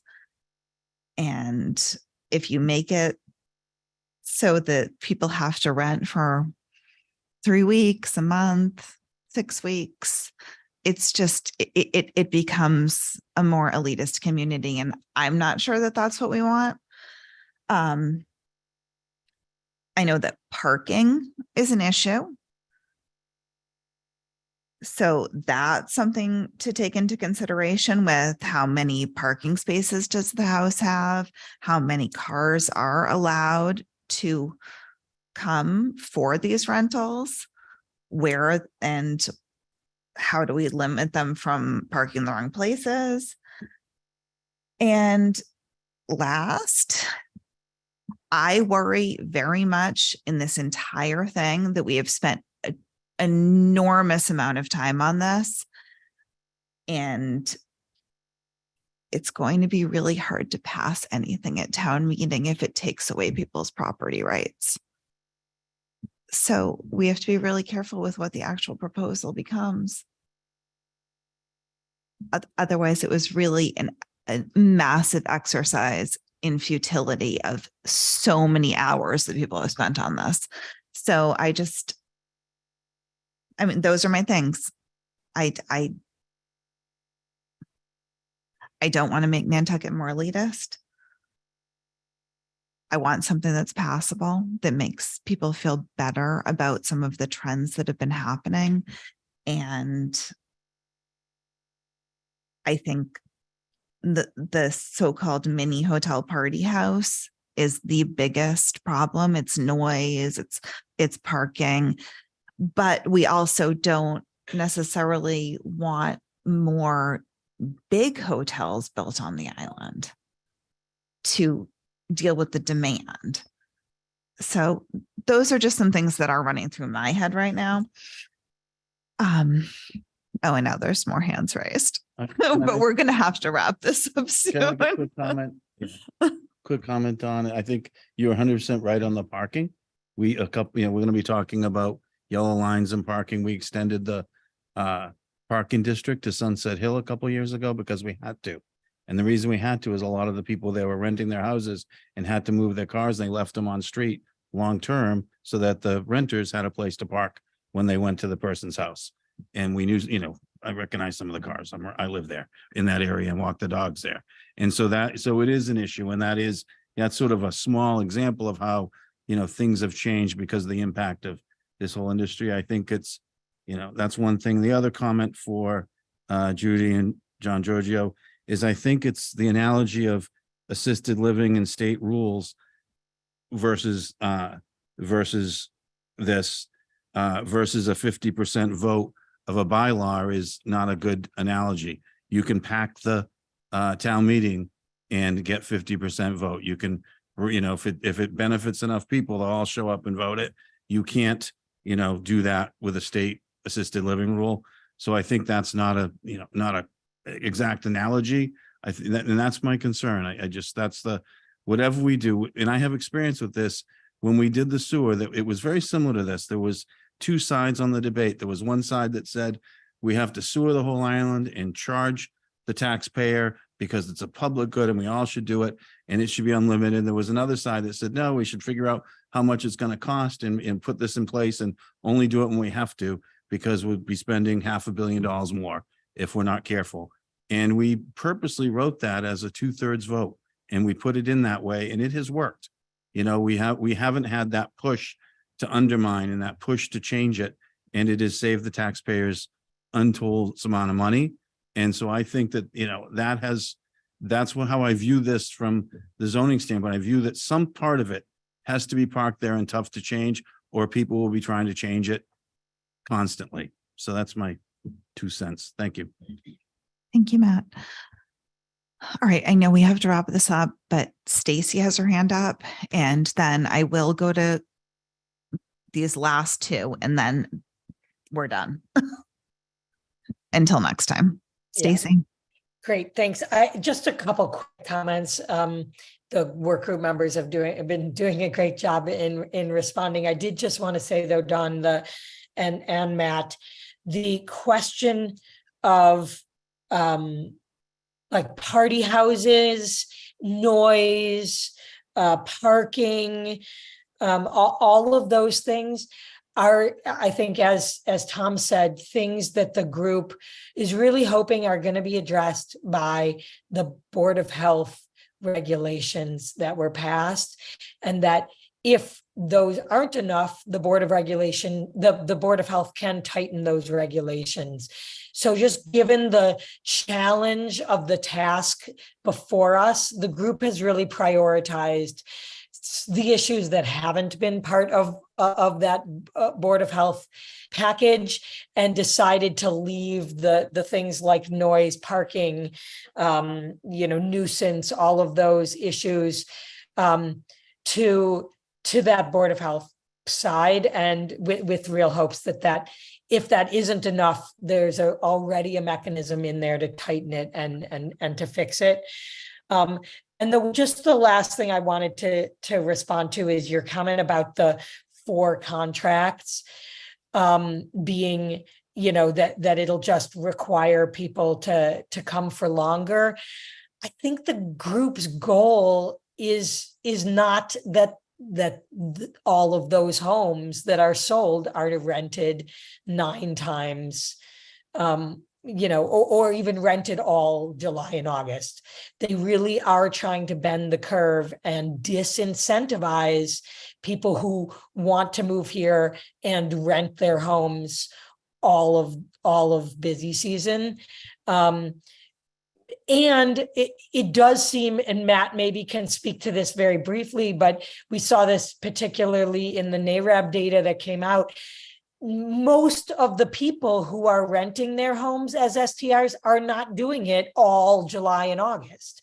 So already it is clearly viable economically for someone who is associated with Nantucket, who comes and lives there part-time or full-time, to do so without renting their home 9 times or 9 weeks during the summer. But what it does make it unattractive for is if you only want to make money, not you want to offset your expenses for living there. So, you know, I think it's not their intent to make it more elitist and therefore have lots of, you know, very wealthy people who come for 2 and 3 weeks filling all the homes. I think their hope was more that you would have residents, either part-time or year-round, who buy those homes, who within 4 weeks in the busy season are able to help defray the cost of being able to live on and be part of the Nantucket community. So that's all I wanted to say to that. Thanks. No, I completely understand that. I truly wish that that was the case, but I think there will be unintended consequences. And there's too much demand. And I'm not sure that we really fully want to make the shift from people sort of sharing their homes with visitors to promoting overly commercialized larger hotels, because the demand is there. So that's just my concern. And you're right. That's why we're seeing the changes that we're seeing in the year-round neighborhoods. I look right behind my employee housing, and that you're 100% right. And that's what they're trying to focus on. And I'm sort of with you. I don't know if it's going to do it. Yeah, I just think it's we hard to- really yeah. need to think about Yeah. this and what we could create that we might not want more than what we have right now. Caroline Baltzer. Thank you very much, Madam Chair. I wanted to thank you for your comments. Previously, they really felt like the voice of reason. And everyone's been working very hard to get this all sorted, and I'm disappointed of late that I think we're getting lost in the weeds, and I think it will be complicated then for people actually to be able to vote for this. So I really appreciated your comments. I wanted to I've wanted to ask the short-term rental working group, why can't they choose the lever of preventing corporate ownership? It's at 2.2% now. If we just put that into place, doesn't that accomplish what they need to accomplish without having to take property rights away, which I think is really a problem. And I hear that there's lots of property rights that are being taken away in the current package. So I have concern about that. And finally, I just would like to say that in trying to control the types of people who purchase houses here and what they can do with them, I think that we will have the unintended consequence of changing the types of visitors who come and the types of renters who come. And I really don't think that is what anyone wants, but I think that will happen. And then I think we're going to be losing a really important the secret sauce of Nantucket. I think that will be lost if this package goes the way it's going. Thank you. Thank you very much. Very well said. I have Kathy Baird, and then I will go to you, Dave. No, I'm going to let you wrap it up. But that's your last. No, go ahead. Kathy Baird. Thank you. Can you hear me? Yes. Okay, so I just wanted to offer another thought. I think this discussion's been really interesting this evening, and I appreciate all the comments that have been made. So we get bound to, now we have to get a package that's going to pass in a good way and overwhelmingly. So I guess what I would like to just put a seed of thought into people's heads about how we should structure that, because I think we've been putting everything into our package. The general bylaw has got a package of X number of items, and then there's the zoning bylaw that's linked to it, and they both have to pass with their own required majorities. So one of the things, and I don't know if we have control over this as the short-term rental work group, or if this is going to be what the town may decide to do with what we produce, is, if we really want to get something passed and not have the whole thing fail and have to start over again, or just be in this loop forever, would be to make sure that the package that we produce is completed with things that we and the public feedback do not feel are super controversial. So in other words, the main package is stuff that's going to pass, and it's going to pass by a good majority and people are comfortable with it. And then have some of the other ones that we're not really sure of. Maybe they have unintended consequences that we haven't really been able to vet. They might be good ideas, they might not be. But to have those as optional pieces of the whole pie. So in other words, if the voters vote for them, great, they become part of the package that is linked to the zoning bylaw, and we're good to go. But it's leaving it completely up to the voters rather than having us try to figure out what we think the voters will like. So I just want to throw that out there as a way, as just a strategy that we might want to consider going forward. Thank you. Thank you, Kathy. All right, David Iverson, quickly. Yeah, I just wanted to clarify the 4-week. It is targeted 100% at the investor-owned only short-term rentals, the ones that people buy that they never come to and they just rent. And if I would put money that would be the mini hotels that you guys refer to. So that's what this contract part is about. It is about limiting those houses moving forward. It only applies to newly built houses and newly bought houses. And the 4 contract only applies to July and August and applies to no other times. So I just want to be clear about that. I respect everyone's opinion. I just wanted to be clear on the 4 contract part. Thanks.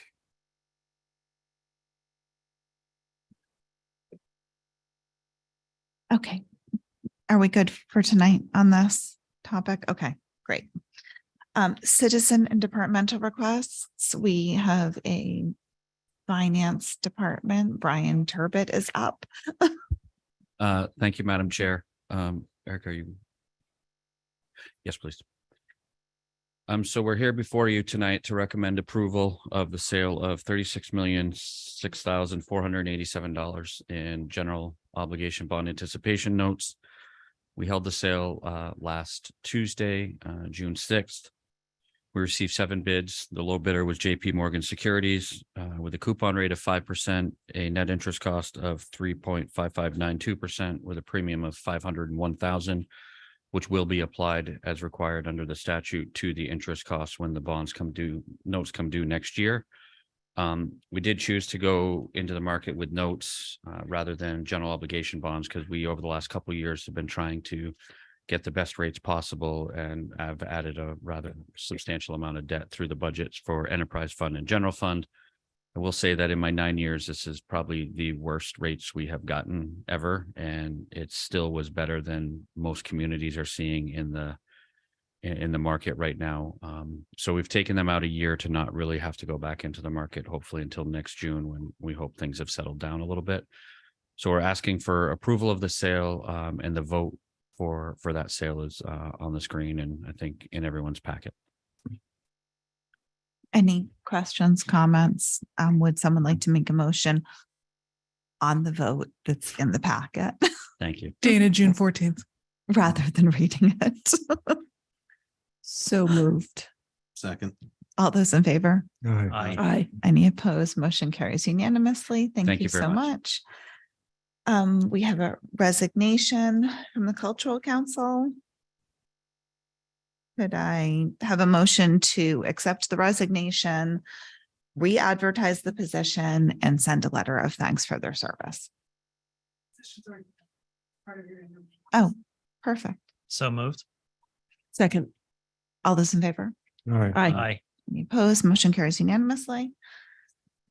Now we have all of the applicant introductions.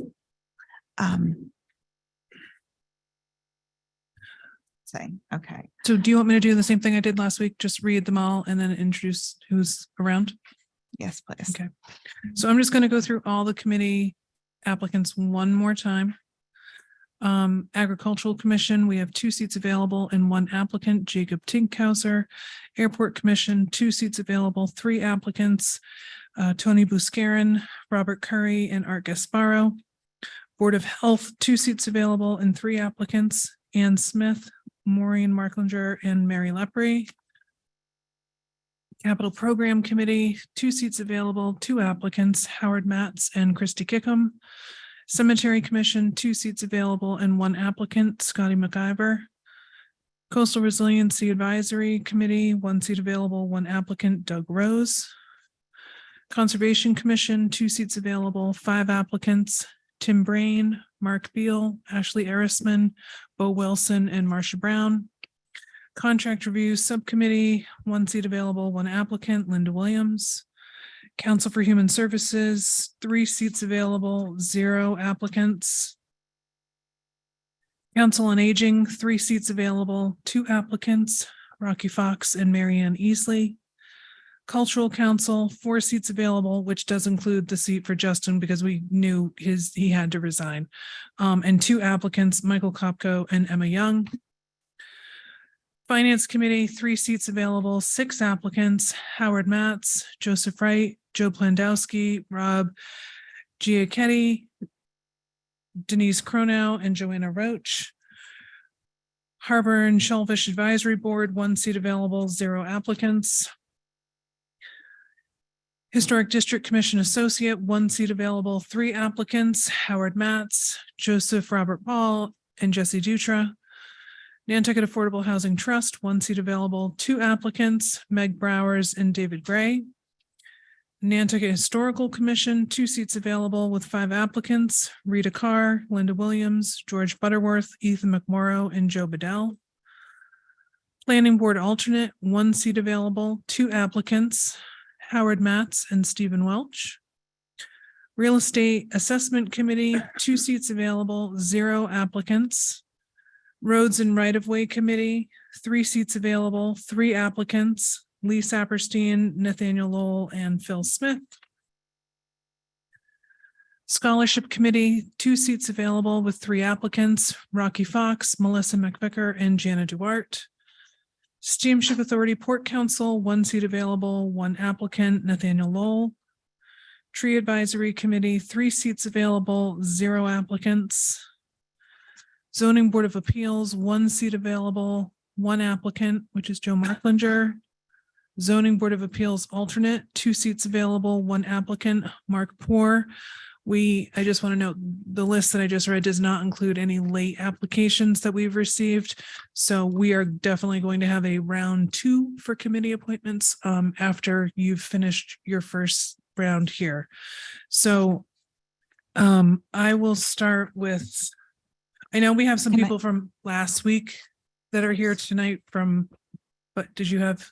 I just wanted to make one note that I'm not sure people are fully aware of, that if you're appointed to the Finance Committee, you cannot serve on any other committee. So I know there's at least one who would require a choice on that. Okay.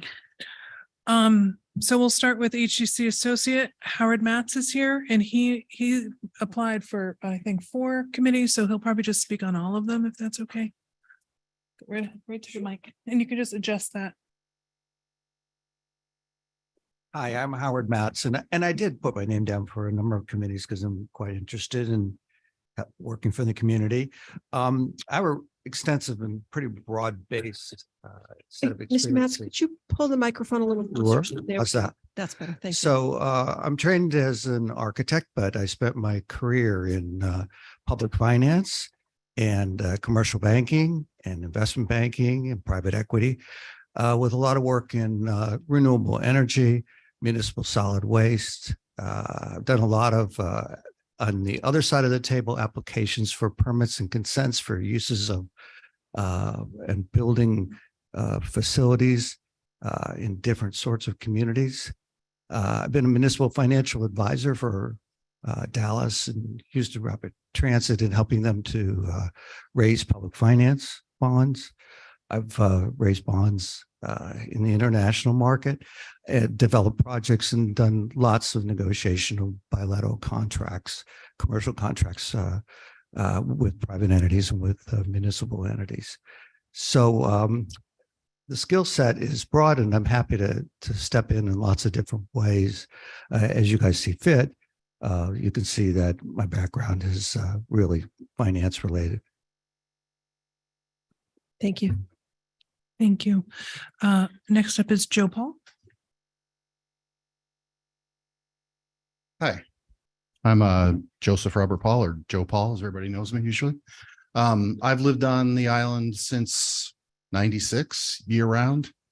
Went to school for architecture and graduated in '92, and my thesis was in Holyoke, Mass, where there was a strong vernacular of mill buildings, and that attracted me. Nantucket's vernacular architecture attracted me to the island, actually, to make the initial move to work in that context. And so I've been on this side of the table with the HDC since I arrived in November of '96. I've had my own architecture firm since 2000 here, and I've seen the HDC board evolve over time, and have thought about getting involved, but at one point you weren't able to represent your own projects, and that was definitely a stumbling block. And right now, I think the board is probably the best board that I've interacted with in terms of being civil, and it's not an easy process, but it seems to be a respectful process. And I have a little bit more time now, and the support of my spouse, who also is trained in architecture, to serve on the board. I was a trustee of my condo association in Boston, where I had a part-time residence, but we no longer have that. And I've also was on the Civic Association here in Tom Nevers for a few years, but that wasn't active enough. But this is exactly what I enjoy doing, and I think it would be it'd be a valuable asset to the HDC, having sat on this side of the table and having worked with clients through the process and making sure that what we present to the HDC is something that's approvable, and actually limiting my work to outside of the core historic district whenever possible, because of the inclinations in terms of renovations and things like that to our historic fabric. So I think that I'd be a fair person, and would not necessarily, even though I'm an architect, a registered architect in Massachusetts with a business here, I respect all of my fellow colleagues that would be presenting to the board, but also have a strong respect for the historic fabric of Nantucket and what development can do if it chips away the essence of the island in terms of the reason why we all live here. So I think that I would be an asset to the board. That's it. Thank you. The other applicant is Jesse Dutra, but I don't see him here or online. Nantucket Affordable Housing Trust, is Meg Browers here? And I don't see her online. David Gray, not our David Gray, not here. All right, Nantucket Historical Commission, Rita Carr.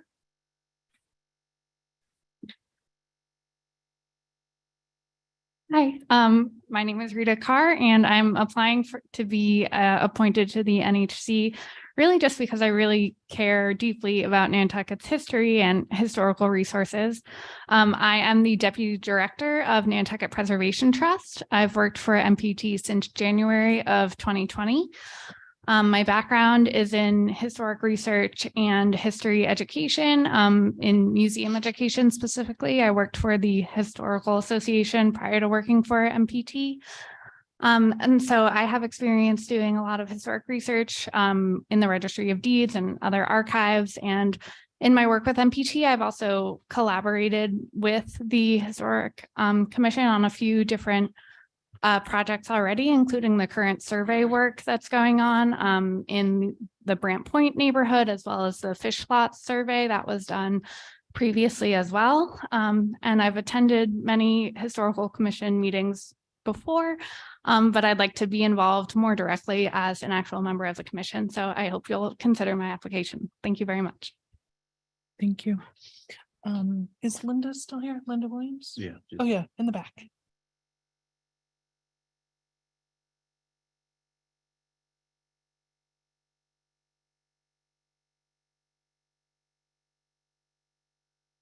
Another fresh face. For all that don't know who I am, I'm Linda Williams. I was on the HDC for almost 20 years.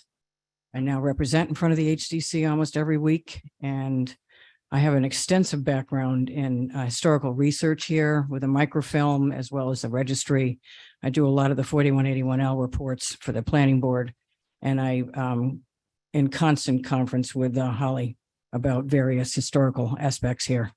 I think I can bring some stability and maybe some knowledge from both sides of the table, as well as my 50 years here last week, year round, which I don't like to admit too often. And I was a summer brat before that. So I have a really deep understanding and a love of Nantucket and all of its historical resources. I would appreciate your support and becoming a member of the Historical Commission. I think I can bring a lot to the table for that. Thank you. Thank you. Dr. Butterworth is here. Hi, George Butterworth. You know, I have a long history, fascination with history and historic preservation, which are both very important to me.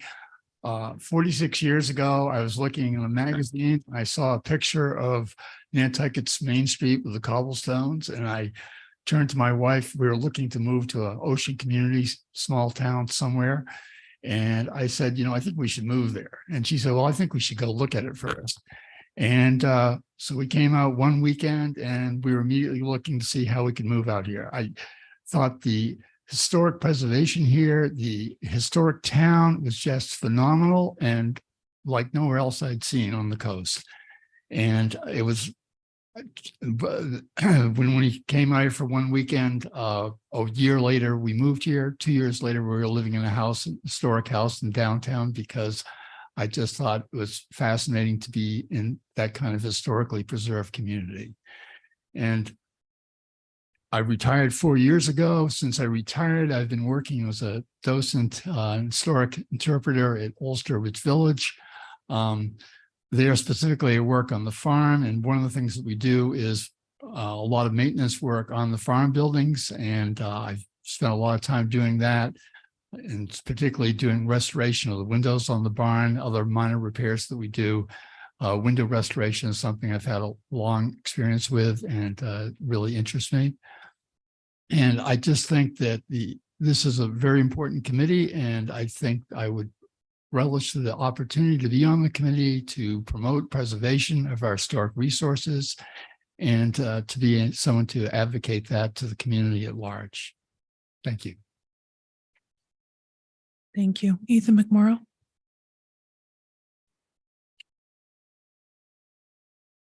Hi, I'm Ethan McMorrow.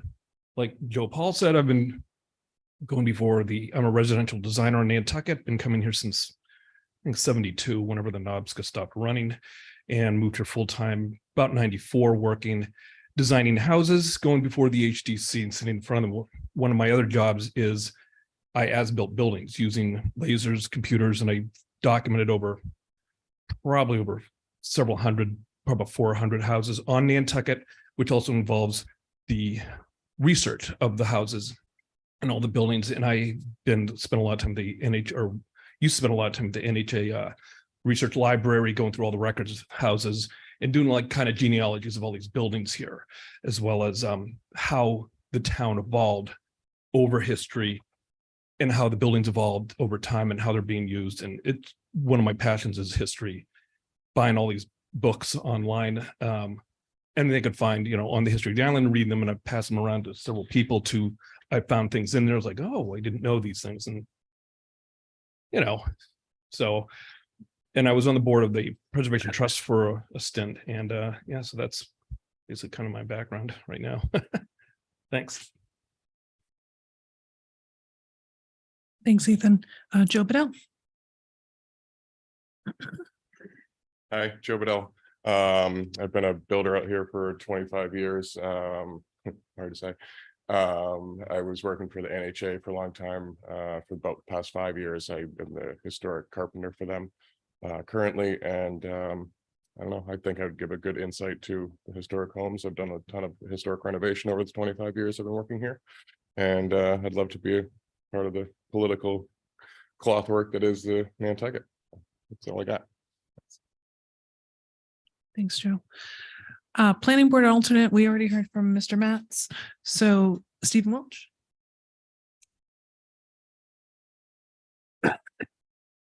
Good evening, everyone. Stephen Welch. Ethan mentioned some books that he loans out. I highly recommend, if you haven't read 95% Perfect about Nantucket historic architecture. It's a great book. And as soon as I return it to Ethan, you can borrow it. I've had it about 6 months now.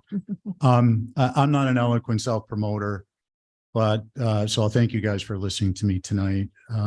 As a current member of the planning board, I'm consistently strong on noise, environmental protection, and community-oriented housing.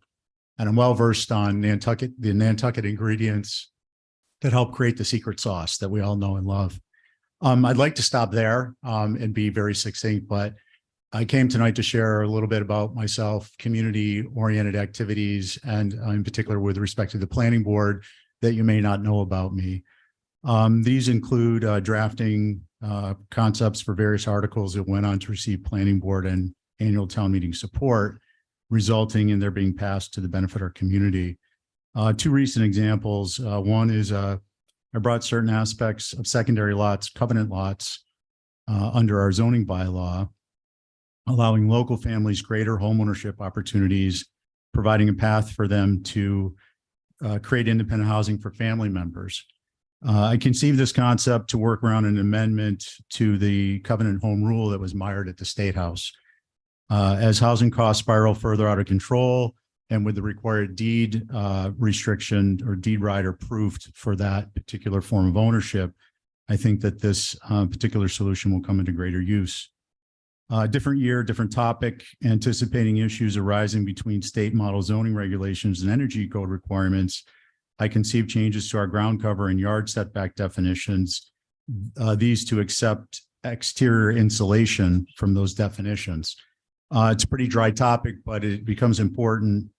The concept was supported by planning board and annual town meeting and passed. These changes preempt issues that put homeowners in an impossible situation. So for example, in the instance of installing exterior insulation on a home that is too close to a setback or the ground cover allotment, the installation would be prevented and energy code requirements could not be met. Without these changes to the code, that energy retrofit work would have been out of conformance with our zoning bylaw. That's no longer the case. These changes will continue to help make energy efficient renovation of homes possible, and more so as the energy code becomes more stringent and higher R values and other types of things are required. And there is actually discussion for adoption of this language in communities around the Commonwealth.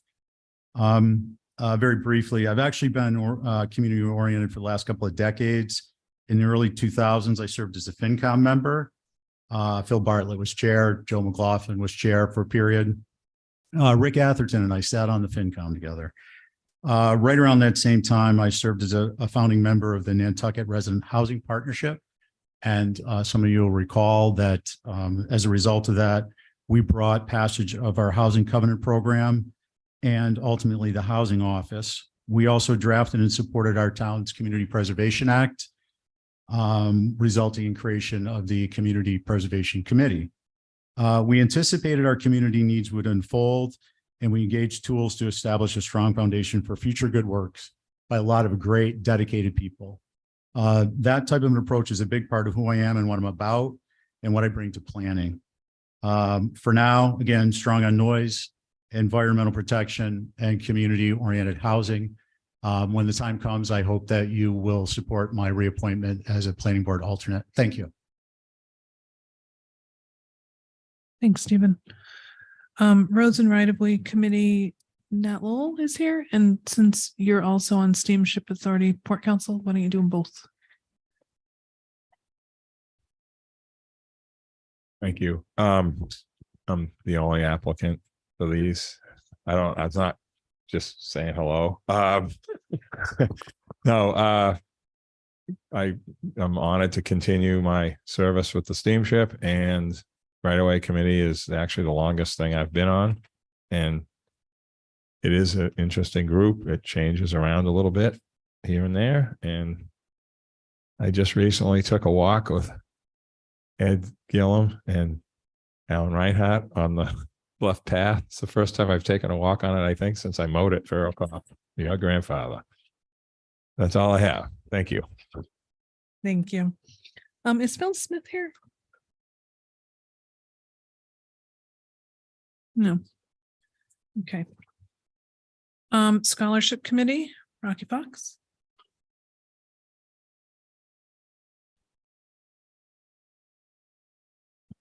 Hi, good evening, Rocky Fox. The reason why I wanted to run for this committee is through my job at the Chicken Box, we give out scholarships for over 15 years. So I've read hundreds and hundreds of scholarships, and being in the community, some of these are my friends I went to high school with, and I had to be very biased. And I was always fair on that. So also I'm on the Nantucket Educational Trust. So we have to go through and make some hard decisions on that as well. I just got done being on the school committee. I've been a volunteer in the public schools for over 25 years. I'm going to be going for my second bid on the Nantucket Elementary School Parent Council. I've been on the middle school council, high school council, UMass Amherst council. I also sit now presently on the Donald Trust, which is a trust that gives up $25,000 to $35,000 a year, all scholarship, all to local kids, and it's to all programs that stay on Nantucket. So I see a lot of families in need, and I'm able to be fair. And being volunteering in the elementary school, being on the school committee, volunteering in high school, and the job that I do, I see all the parents. I can't miss them. So I'm able to be very biased. And I had one question. As I look at all the committees and what we hear, I volunteer for a lot of stuff. Is there a number of people who can sit on this committee? Because it would be a shame for the 3 applicants for one of us not to be appointed. Thank you. I can answer that. This is actually, the scholarship committee is within our town bylaws, and it's prescribed at 7 with the school superintendent. Thank you. Melissa McVicker.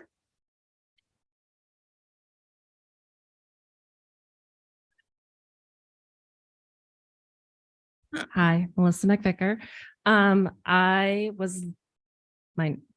been a teacher at Cyrus Pierce for 20 years. I'm retiring this year. And I was looking for a way to get involved and stay involved in some of the activities that the kids are involved in. And scholarship committee seemed like the right fit as an educator. It would tap into my expertise. So I hope you'll consider me, and thank you. Thanks, Melissa. Jana Duarte is online, so I'm going to bring her in. Go ahead, Jana. Hi, thank you. I would just ask for support on the reappointment of another term on the scholarship committee. I served 2 terms thus far, and I would just appreciate continuing the work that this committee has done for our kids in our community. Thank you. Thanks, Jana. I don't think I see Joe Marklinger for ZBA or Mark Poor. So we'll start at the beginning. Mary Lepre is here, Board of Health. Hi, Mary Lepre. I'm just here to ask for reappointment to the Board of Health. I've been on it for 3 years, and I've really enjoyed my time. I've been a nurse practitioner for 16 years. I work at the elementary school. I work for Addiction Solutions. I work at the hospital part-time, very part-time. So I really enjoyed my time. I think it's been really interesting. I think there's a lot of stuff that we can do as a town for public health, for mental health. And I would love to be involved in that some more. Thanks. Thanks, Mary. I don't think Maureen Marklinger is here. I know we have Marcia Brown, who is in for the Concom. She's online, so I'll bring her in. Marcia, can you hear us?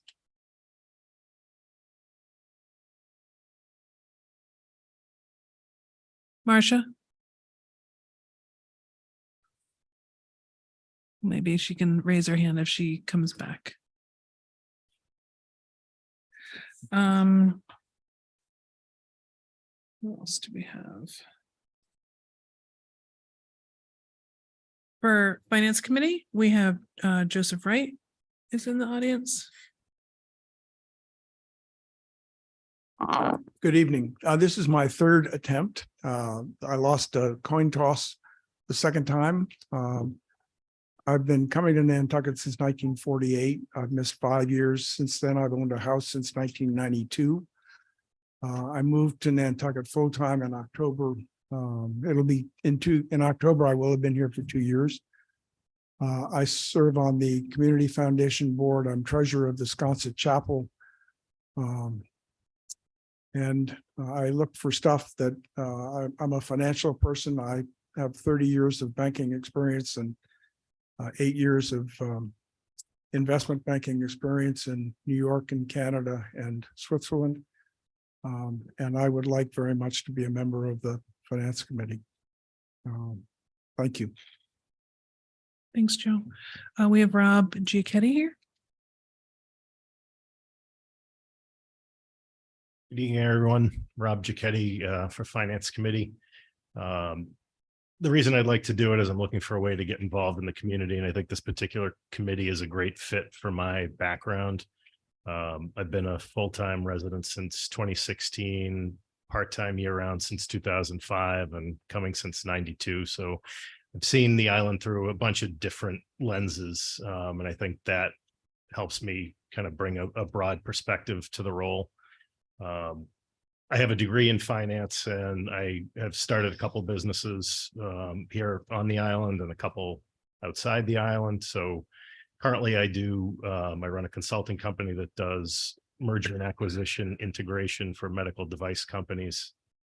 And that's been my professional outlet for a while. I think through that, I have an understanding of how to work with different stakeholders and constituencies and really dive into issues and understand what's going on and look ahead to possible outcomes and assess and make recommendations. And so I think it feels like a good fit, and I look for your support and hope that I can join the committee.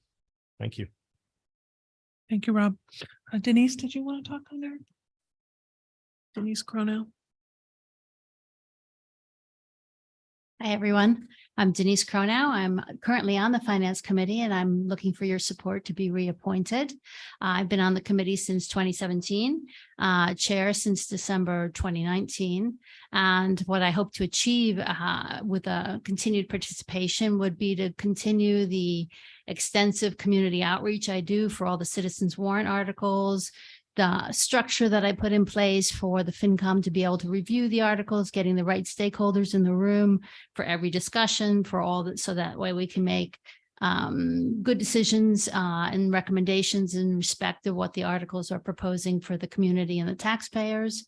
And I also think that I really have enjoyed the collaboration with all the different committees, planning board, the real estate committee, all the committees that we have to coordinate with in order to make our recommendations, and particularly with town administration.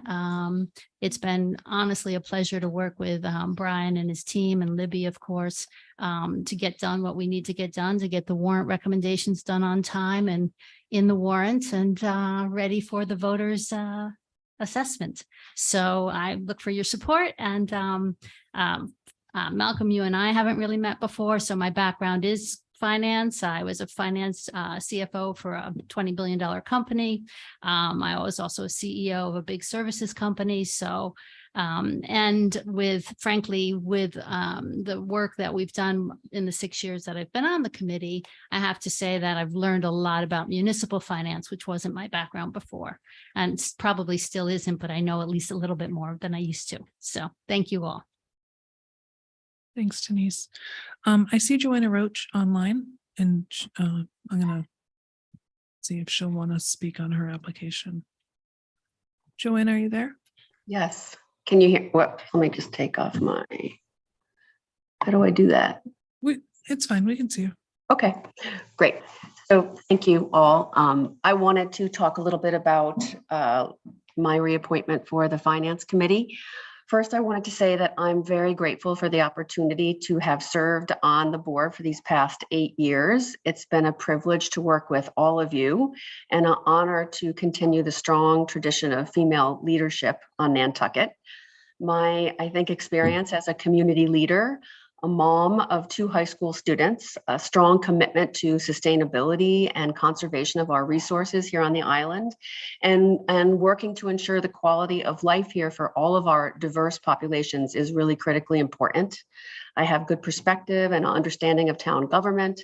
I also, like Denise, enjoy collaborating with other boards, and I feel that we've done very good, solid work on the Finance Committee these last several years. I think we communicate effectively, and I believe that we lead by example in terms of actively encouraging others to give back through service to our town and community, and really believe that volunteering is a critical part of life in a small town. And again, I thank you for your support and for considering my reappointment. Thanks, Joanna. I'm going to ask Marcia Brown one more time if she wants to talk on her application. She is muted. Just give her one more sec. And is there anyone else I missed? Did you say Marcia Brown? Yes, I did. Oh, I'm so sorry. I missed it. Yes, I would love to speak. Okay. Yes. Go right ahead. Thank you very much. I'm Marcia Brown, and I'm interested in serving on the Conservation Commission. This is I've tried before, so I did one of these interviews last year. But I've had a lifelong interest in conservation, and I just love Nantucket and the combination of trying to help in any way possible to conserve the natural beauty of Nantucket has become very important to me. I'd like to contribute in any way that I can. My background is not in conservation. I'm a medical oncologist actually at Mass General, and I've actually had the privilege of working at Nantucket Cottage Hospital for about 5 years and had many conversations with patients about life on Nantucket. And the common thread is that everyone so appreciates the beauty and the peace that comes with the beauty, and they trust their government, they trust their town to sort of figure out how to preserve this. And I'd like to try to help out and do that. So although I have no professional training in conservation, I do have a background in science. So I feel that I'm able to analyze data. And I also have spent my profession making very complex decisions and choices about chemotherapy and treatment of cancer patients. So I understand also that aside from the facts, there are a lot of other factors that enter into a complex decision in general. So I feel that the decisions that we're going to be facing on Nantucket with climate change and so forth, and trying to conserve the beauty that we have, are sort of aligned with other types of complex decisions I've had to make. So I feel that this helps me in that regard. I would love your support. I'm very interested in looking into these problems that I think are going to arise due to climate change in an effort to conserve our island that we all love. So thank you very much. Marcia, it's Matt Fee. Hi, Matt. I had a couple of questions for all the Concom members, so it wouldn't be fair if I didn't ask you. Okay, certainly. So first one, do you support the changes that are happening now, the changes in the regulations that Concom is considering now? And if not, why? Are you speaking in terms of a particular project, Matt? Well, they've been considering changes to the regulations for a bit now. The A couple- wetland regulations. Wetlands regulations for, a couple months. It's been. a full You discussion. know, I'm sorry, Matt. I think I'm not informed on the issue. Okay, that's fine. Number two is, what do you think the town and SBPF, what did we do right? What did we do wrong, if anything? And how would you suggest the town move forward cooperatively with them or any other applicants in the future? Well, I think that you just hit it on the head. And when you said, how would the town and the Concom move forward cooperatively? Because clearly that's what needs to happen. And I think being open-minded and being somewhat practical and taking into consideration other factors besides the actual rules, perhaps. I mean, what is this going to mean to the citizens of Nantucket, to the year-round residents of Nantucket, if you have to move Baxter Road and the utilities? What about the expense that's going to have to be borne by people who live here year-round, particularly? So I think we all have to be flexible, and we have to try to be practical, and we have to try to think of what is the best for the citizens here on Nantucket, particularly the year-round population. So I do think that there were things you have done right. We have been to cooperate most recently in trying to come up with a solution. I have felt that maybe Concom had to sort of come down on the letter of the law a little hard, especially where there were recommendations and opinions from professional engineers that the geotubes really hadn't hurt anybody. So, but they seem to have also mellowed a bit in their stance and seem to be very cooperative and working with the town. So that's a very complex issue, obviously. And I think that we're on the right track with everybody talking. You got your baby? Great, thank you. I hope we are. Thank you. Okay. I think that's it. Okay. Thank you. Thank you very much, everyone who has applied. Public hearings. I'm going I to will- bring Jose Vasquez in from National Grid. Okay, thank you. This is a utility petition for 18 and 19 Bartlett Road. I'm opening the public hearing and I will go to Jose Vasquez. Jose, can you hear us? Yes, good evening, board. Good evening, resident. Can you hear me? Yep.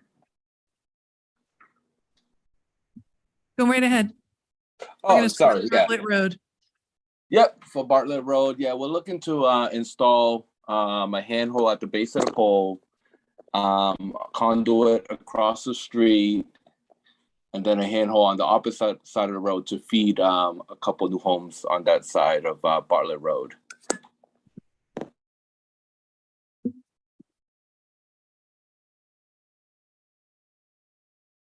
Can I have a quick question?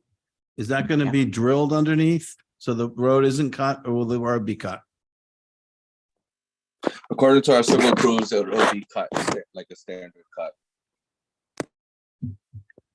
Can you repeat that? He said it's going to be cut. I think the normal process for National Grid is that we have been requiring road cuts so that the lines go in conduit, and the DPW had been requiring that the conduit be encased in concrete. So that was the way it was working. I kind of remember when we were asking them not to do that. Has that changed? Wasn't there a rule? There was one part where I remember when Bobby DaCosta was online, he was getting actually angry about the stuff getting pushed under the ground because it was lifting the asphalt and creating, and it was lifting it and then it was creating it to collapse. So under Rob McNeil's reign, I think we started doing the concrete encased in, the conduit encased in concrete. Gotcha. Okay, thanks. Anyone else? Is there a motion to close the public hearing? Motion to close the public hearing. Is there a second? Second. All those in favor? Aye. Aye. Okay, any opposed? Motion carries unanimously. Motion to approve. Second. All those in favor? Aye. Aye. Any opposed? Motion carries unanimously. Okay, next up, we have another utility petition for 80 Surfside Road. I will open the public hearing and go to Jose. Hi again. Yes. So in this case, there already is a handhole at the base of the pole. So we're looking to petition 2 3-inch conduit going across the road to bring a handhole on the opposite side of the street to be able to fill the new residents to feed them a new service. Any questions?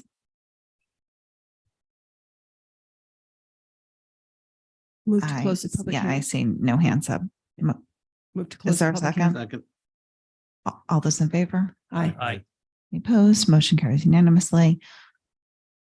Motion to approve Should we say with conditions? with conditions. Yeah, I'm always assuming that you're meeting. Al- Always with the conditions. That's what I but we should probably say Yeah. it.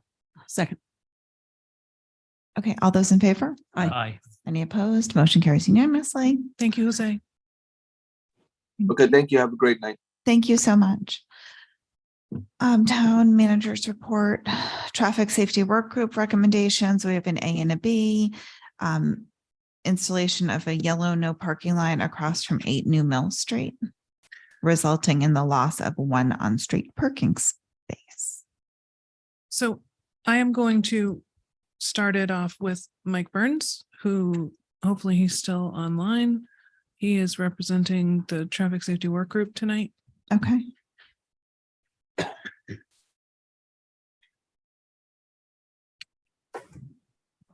I'm trying to, oh, there goes the camera. Eric, you gotta help me out with this new Mill Street. I thought I was speaking to Gay Street because I wasn't here for the 8 Oh, new. okay. All right. So back in February 16th, traffic safety received a request from the owner of the 8 New Mill Street to remove a parking space across the street from them in front of 8 New Mill Street, because they said with the fact that there was a utility pole right at the edge of the driveway, when people park across the street, it was becoming difficult to get in and out of the driveway. The owner of 8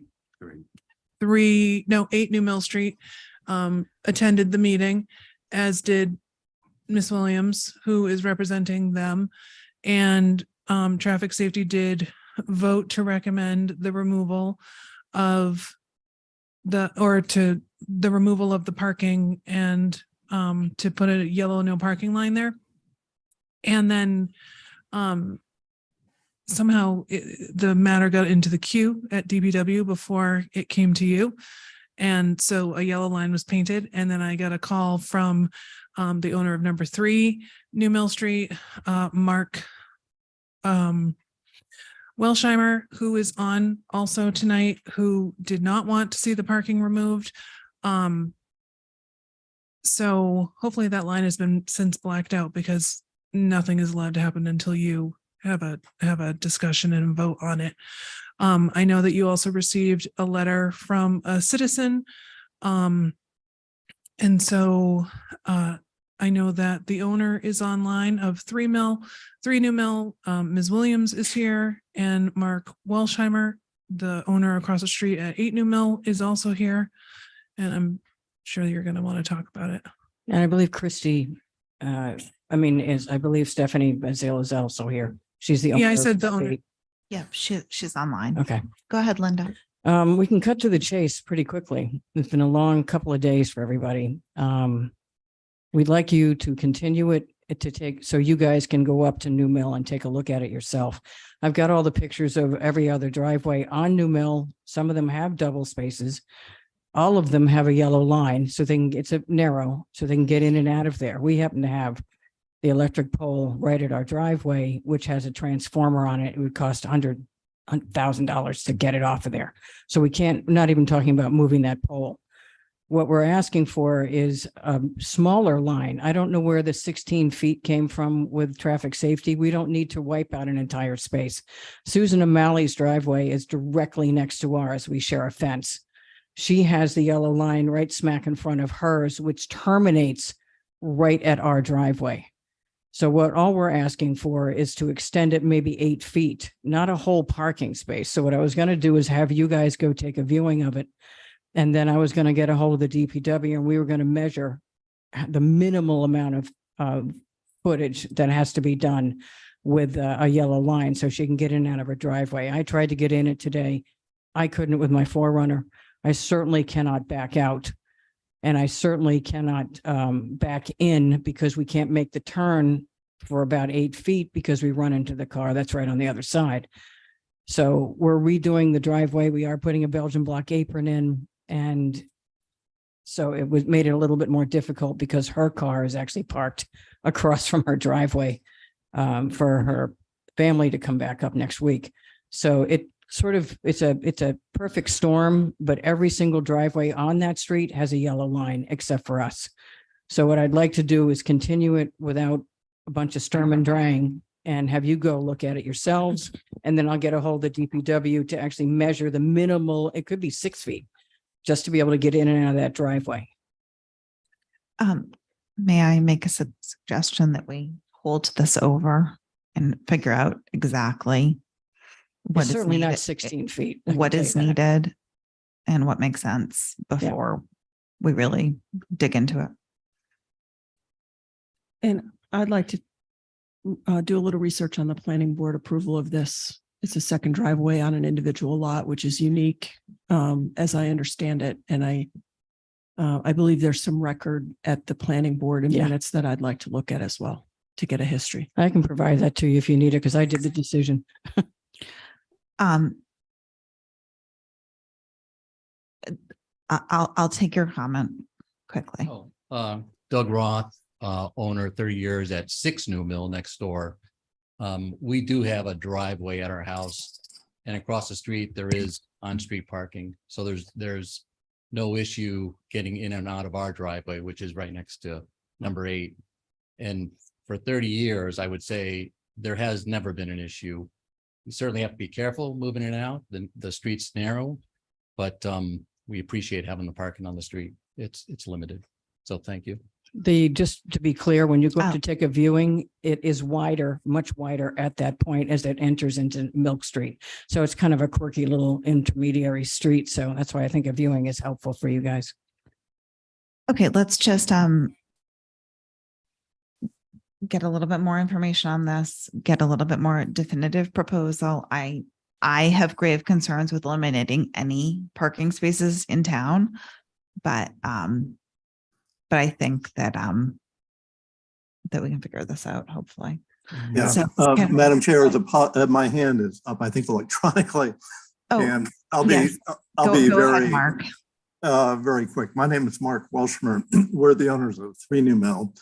And if this will be put forward, you can consider it further later. But some of the things that were just stated are not accurate. Some I was glad to hear because it's more limited than the initial request and the action the DPW took. The first thing to keep in mind is that driveway has been there for at least 15 years. We've been in our house since 2002. The driveway was added sometime around 2005, 6, 7. I don't know exactly, but it's been actively used. And yes, because of the telephone pole, it takes, skill to get in and out, but it's actively used. It's not impossible. The other thing I just want to mention now, and then I'll just defer the other things I want to say until I want to say 2 other things and the rest I'll just defer. One is that that it's not the case, in fact, that everybody else has the same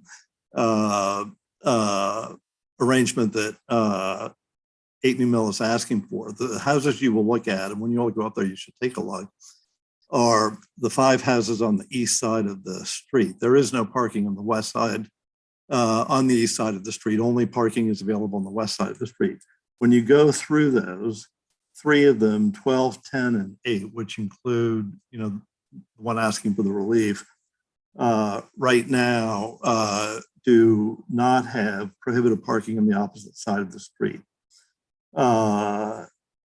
One does, and that's Susan O'Malley, but it's not because of the sorts of things that Stephanie is asking for. And Stephanie, sorry, you and I have never met, but it's easier to say Stephanie than Miss Basile.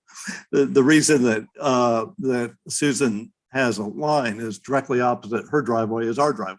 So you couldn't park right in front of our driveway or we couldn't get out. So the only one that actually is comparable is the one at the end of the street, which is 14. It's the Ellis's.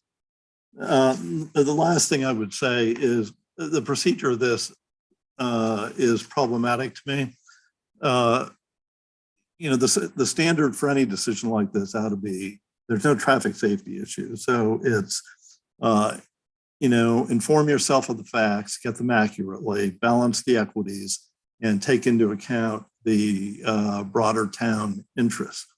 When this was all pushed through, and I don't actually know how it happened, there's no notice or anything, in January, February, none of the rest of us knew anything about it. I only happened to learn about it and send in a note because I came up for one day on May 24th to drop off a car for the summer and then flew back to New York and I saw the yellow line. It could not have been possible, therefore, for anybody to have expressed any view against this proposal to the traffic safety commissioner, whatever the group is called. So I do think, before these things, before they take up the select board's time, do need to be vetted in a way that gives interested parties an opportunity to comment and raises it with them, particularly when it's so obvious. And, I think of the things that I think it's Linda just ran through, it sounds a lot better to me than the request itself. The request was simply eliminate parking. I do think the interest of the town of Nantucket is to be very careful about eliminating any parking. We don't have many parking spaces on that street anyway. We have a total of 6 if you don't do anything. And if you eliminate 1 or 2, it's 6 minus 1 or 2. So I am firmly of the view that you ought not to eliminate parking. I think the pole problem probably could be addressed. That does make it a little bit more difficult in Stephanie's driveway than the rest of us. But it's been this way for 15 years. It's not an impossibility. Okay. Thank you, Mark. Stephanie. Yeah. Hi, Mark. Nice to meet you. We'd never met before. Yeah. So my request is simple. So I bought the house in 2005 and the driveway was there. I didn't install the driveway. It was there prior to my ownership. And since that time, I was not aware that I could have ever asked for a yellow line. Instead, I've been battling and having difficulty using that driveway, especially when someone's parked. And for a long time, there was a really large white SUV parked there. I don't know if it was yours or who it belongs to, but it made it nearly impossible to back out of that driveway. The telephone pole is a huge limiter. You can't back into my driveway. You can't make the turn either way. So this has been a continuous issue. I'm not looking to eliminate a parking spot. I don't mind if I do like an Austin Powers 6-point turn to get out of my driveway. I just have to be able to back up out of the driveway and not hit the telephone pole and not drive on the sidewalk in order to get out of the driveway. And that's really what I'm looking for. If that's 5 feet, then that's fine. It's just whatever I need to. And I do request that the select board, I'm sorry to add something to your plate. You guys have a lot bigger things going on, it sounds like, from listening to this meeting. But I would encourage you, if you have time, to go over there. And if there's a car parked on the street right across from my driveway, try and pull in and then try and pull out, because that experience is going to, I think, solve a lot of questions about why I'm asking for this. And this has been a problem, but I didn't realize I could ever ask for a yellow line, which is why I didn't ask for a yellow line until late last fall. And that's when I started to put the request in. So anyway, it's just what I wanted to say. Thank you. And Madam Chair, can I clarify one thing? Yes, but we Quickly, are. yeah, gonna quickly. continue We this, so- followed the proper procedure. We made an application with Erica to the Traffic Safety Committee, and I used to be on it, so I know the procedure. And we followed the proper procedure. I don't know what their notification process is there. I don't think there is one, but we did follow the proper procedure, which then once they make the recommendation, it does come to you to either bless it or not. So I want to make that very clear to the neighbor at 3 that we did follow the proper procedure. And that's how we ended up here, because you did public notice.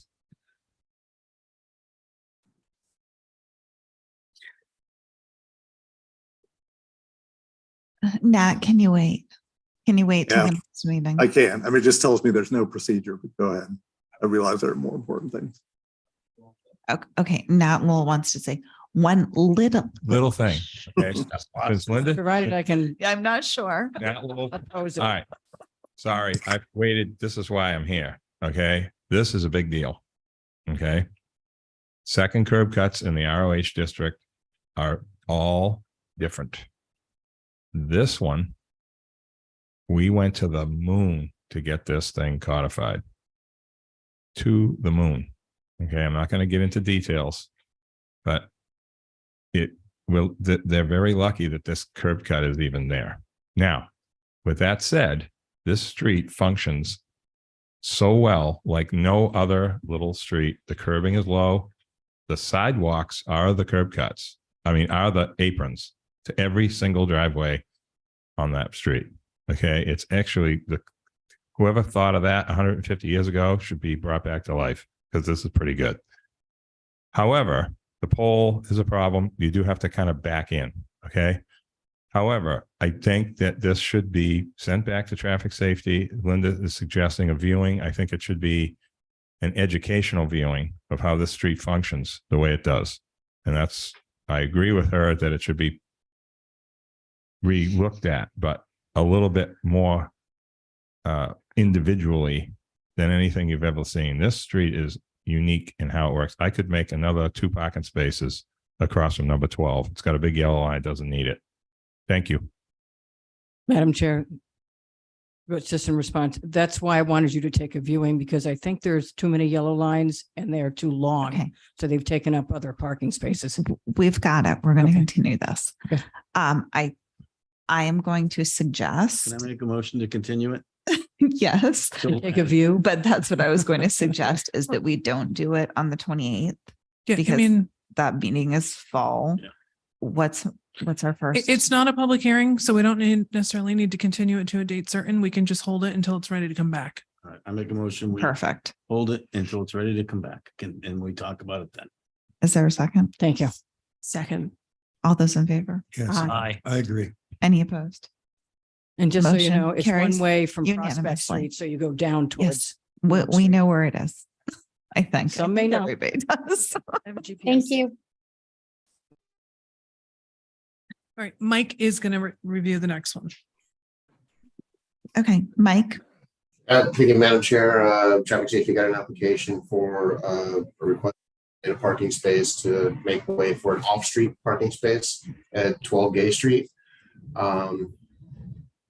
The request would result in no net gain of parking spaces. Typically, if there's elimination of an off-street parking space, the ask is that 2 off-street spaces be created so that there's a net gain. In this situation, there's a 1 for a 1, so there's no loss of parking necessarily, other than the public parking availability. I can also say, just looking at the street, my parking inventory shows that there's 5 on-street parking spaces along the stretch of Westminster. Some photographs I look at show 6 parking spaces. I think it's one of those odd dimensioned roads that you could probably squeeze in extra vehicles if they're shorter. That might be the case in this, more so in the south side, on the south side of the proposed driveway location. So there very well may not be a net loss of or a loss of public space, just the same number of smaller vehicles along this stretch. And just note that this was approved unanimously by Traffic Safety. Happy to answer any questions. And I will note that David McCree, the owner, is also online if anybody needs to hear from him. I'm prepared to move approval of this. Is there a second? Is this are we having a hearing or we just? No, it's just. It's Oh, not, it's it's not a public. All right, then, yeah, I'll second for discussion. Is there discussion? Yes, there is. I'll make it quick. How do I say it? This is unfortunate. Some of the information in here talks about the loss of 50 spaces over a period of time that were public and are no longer. Spaces in front of Academy Hill, spaces on the side. There are people that live at Academy Hill that they get the residential parking permit and they park on Lily Street, blocking people into their houses. So there's a bunch of stuff that's going on there. And I think that it's unfortunate that, that there is, that the neighbors have to take their side yards and, and turn them into parking yards. And so I'm very hesitant to support a curb cut. I feel like the only reason we're supporting it is because it's sort of the Wild West in parking. And there was we haven't had the gumption to put, some sort of limitations. If you have a driveway, maybe you shouldn't be getting a parking permit, but on street. I mean, there's things like that we've talked about, but we haven't ever done. And I just think, they say there's a no net change of parking as though cars are the only thing that matter. And you know what? I think the community has lost tons of, has lost a lot because we don't have the gardens anymore. Even places like the historic, the Whaling Museum have turned their yard into a brick yard. And I just think that to me, when I talk about paid parking and demand management, et cetera, it's because we haven't done that these things are all happening. And I think it's really unfortunate that we have not been willing to tackle this in a meaningful way. And it's, we're expanding we end up having to expand the parking district and cut in more curb cuts and lose more yards on a fairly continuous basis because we have not been willing to tackle a really difficult situation. But so anyway, I'm on my salt box, I'm off it, but I see where this is going, but I'm begging us to start figuring out how to price parking so that we don't have to do this. Thank you. I just wanted to know that the applicant noted that I know that he had been asked if he could put 2 parking spaces in for the loss of the one, and he actually was adamant that he wanted to take up as little of his yard space as possible with this. And I don't know if everybody read the AIS, but this is a restoration of a prior parking space. So it's not new per se. Yeah, no, I know he struggled with it and I read that in the packet. I'm just talking in general, this is what's happening throughout the entire, historic district. And it really has had a negative impact on this, on the historic integrity of our downtown. So enough said. I'll probably vote for it, but I just think it's, one of those, it's really something, it's important.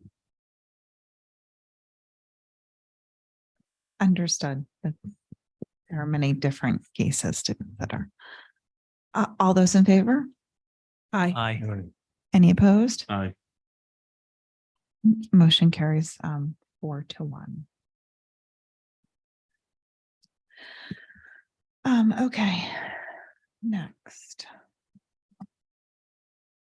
Review of annual town meeting and town election potential dates.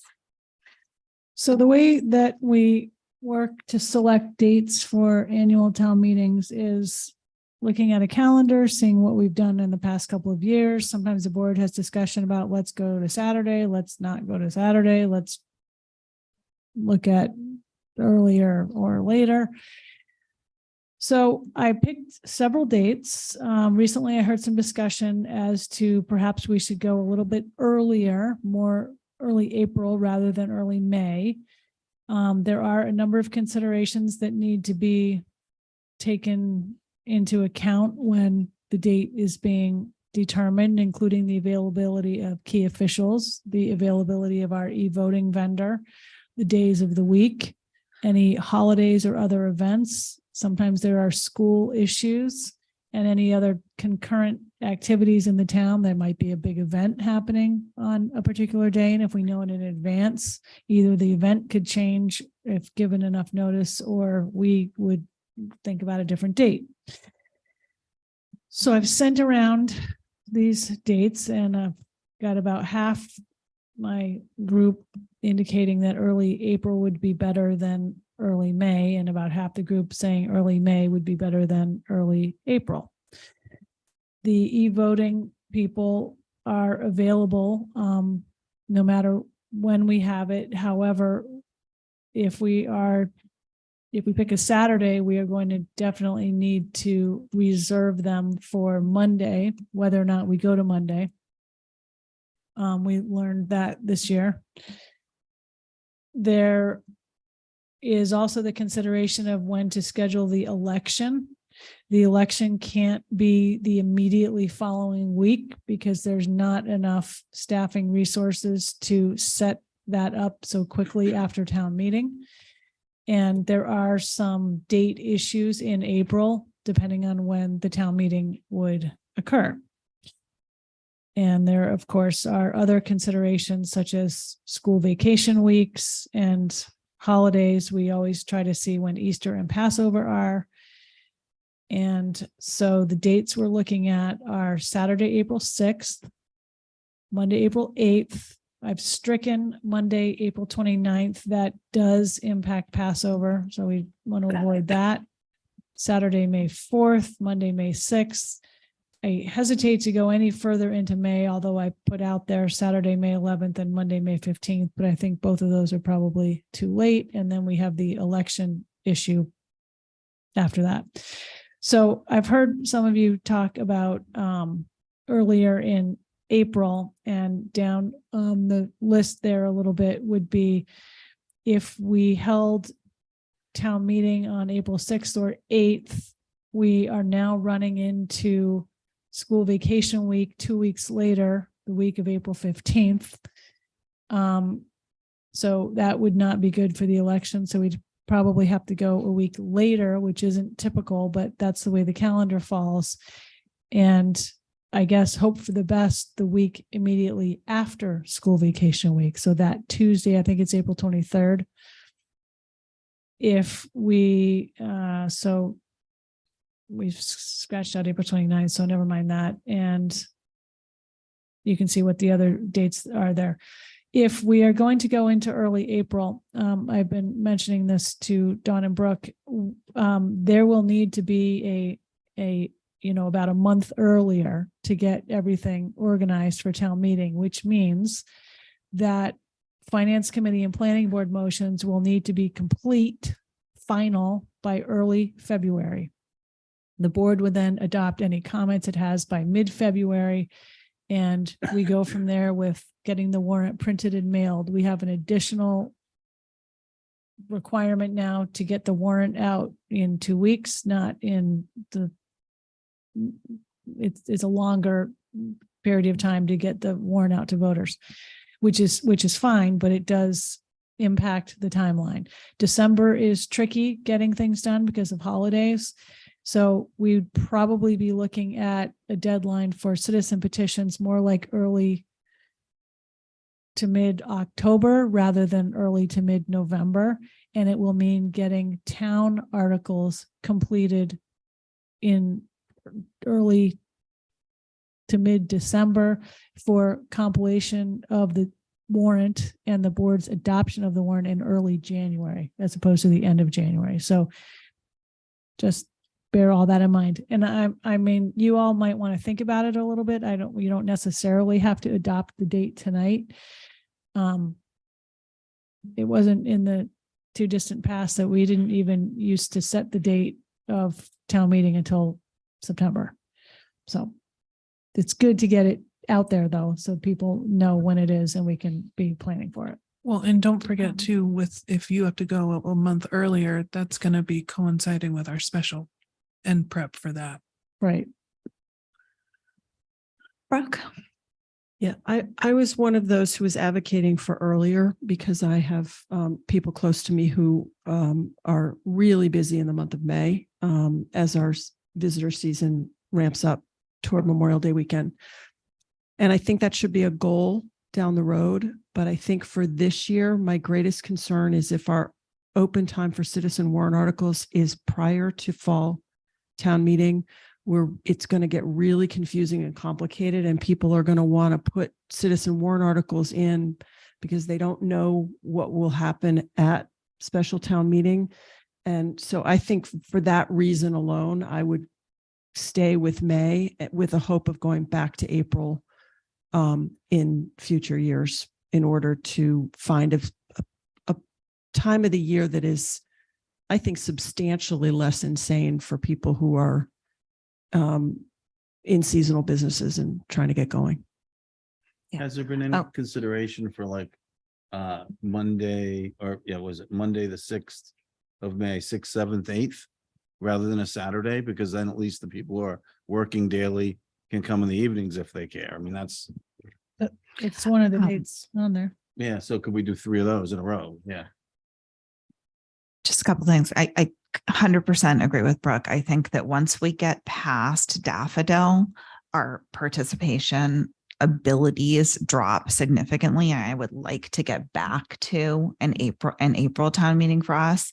And if we, continue to be in this sort of realm where we're having 2 town meetings a year, which is pretty possible, we should shoot for October rather than November. But I also agree that with the special schedule, that it's a bad idea to do the citizens warrant articles prior. I do have one request, because May 6th was our town meeting this year and is my daughter's birthday. So could we consider May 7th? Let's just do the Tuesday. Because I don't want to do that to her again. We'll probably have to go into Wednesday. That's we don't know, which means after no that. board meeting, but that's fine. We can do less damage. So that would be just my one request, and then we'll do the election 2 weeks later. Yeah, the election would be Tuesday, May 21st. Does that make sense? That's fine. So you're talking Tuesday, Wednesday, Thursday instead of Saturday, Tuesday? I think that we should at least alternate night meetings and Saturday meetings. And particularly in May, I think Saturdays are really difficult for people. Restaurants are open, landscaping is in major full swing, and there are many sports games going on. So I mean, I think we can just set the date personally. Well, let me run, if you are okay with this, run it back by the school to make sure. Yeah. Because I didn't get too deep into them with Tuesday, Wednesday, Thursday. It was. Well, hopefully it's not going to be 3 nights. Well, never mind. But I mean, I would suggest that we start at 5. I think for a while we started at 6, but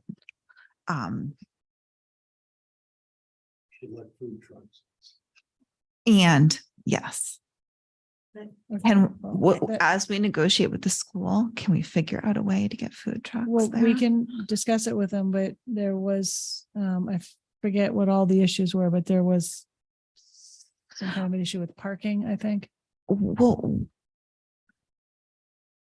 there's other parking lots nearby that aren't far. I'll find out. Can't we put them up on the sidewalk? Well, I mean, there's parking spaces on Vesper Lane. That's right. There's a huge tell parking lot anyone that's at the missed. hospital. I would think we could pull food trucks up on that wide sidewalk. There's got to be a way. It's not really up to me, but I'll volunteer Holgate's Laundry if you want. We park on every other sidewalk on the island.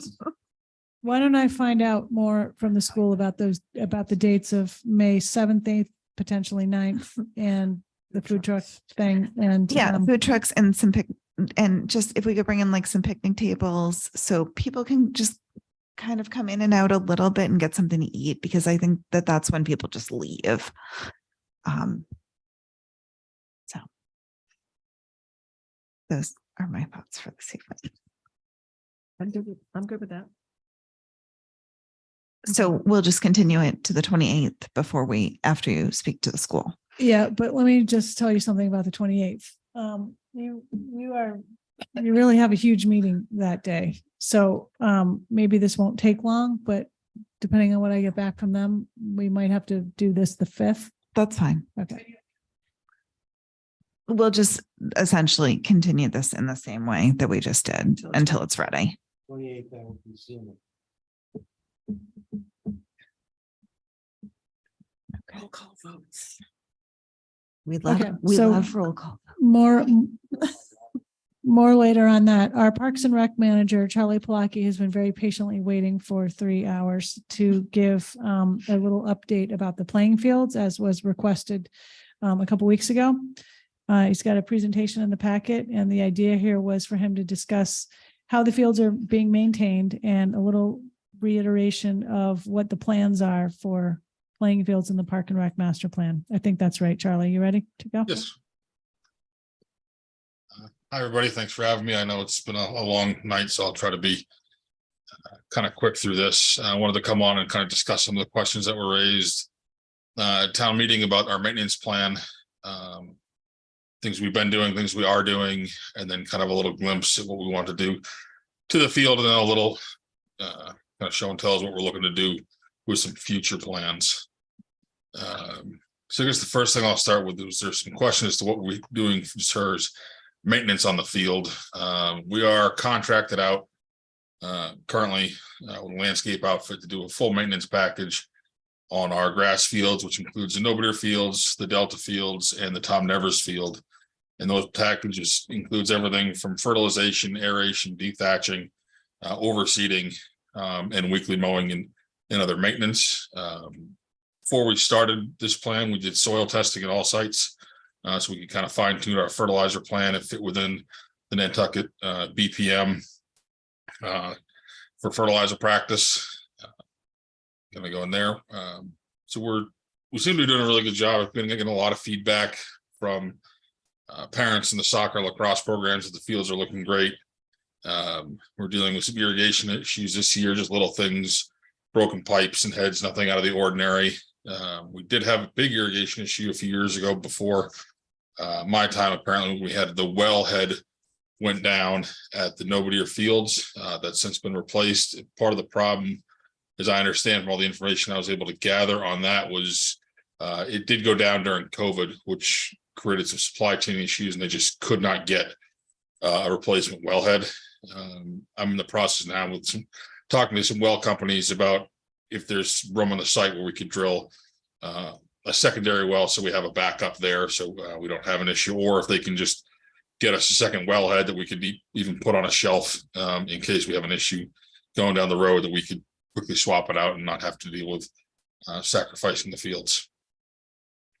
One of the other questions that was raised was about the turf field, the artificial turf, and the maintenance we're doing on that. We are on a maintenance plan with a company called Turf Prep LLC out of Woburn. We are on a biennial or every other year plan with them, which I believe is based on our usage and our compaction. They do come out, they do a shock test where they test different areas of the field to see how it's holding up. They then do a full decompaction, cleaning and re-leveling of the infill. They did do an extra service for us in 2020, and I believe that was driven obviously by COVID. So we wanted to have them come out and do an extra bit of maintenance there. I'll kind of pause there. I know I kind of went through that kind of quick. If there's any questions about the maintenance stuff or irrigation.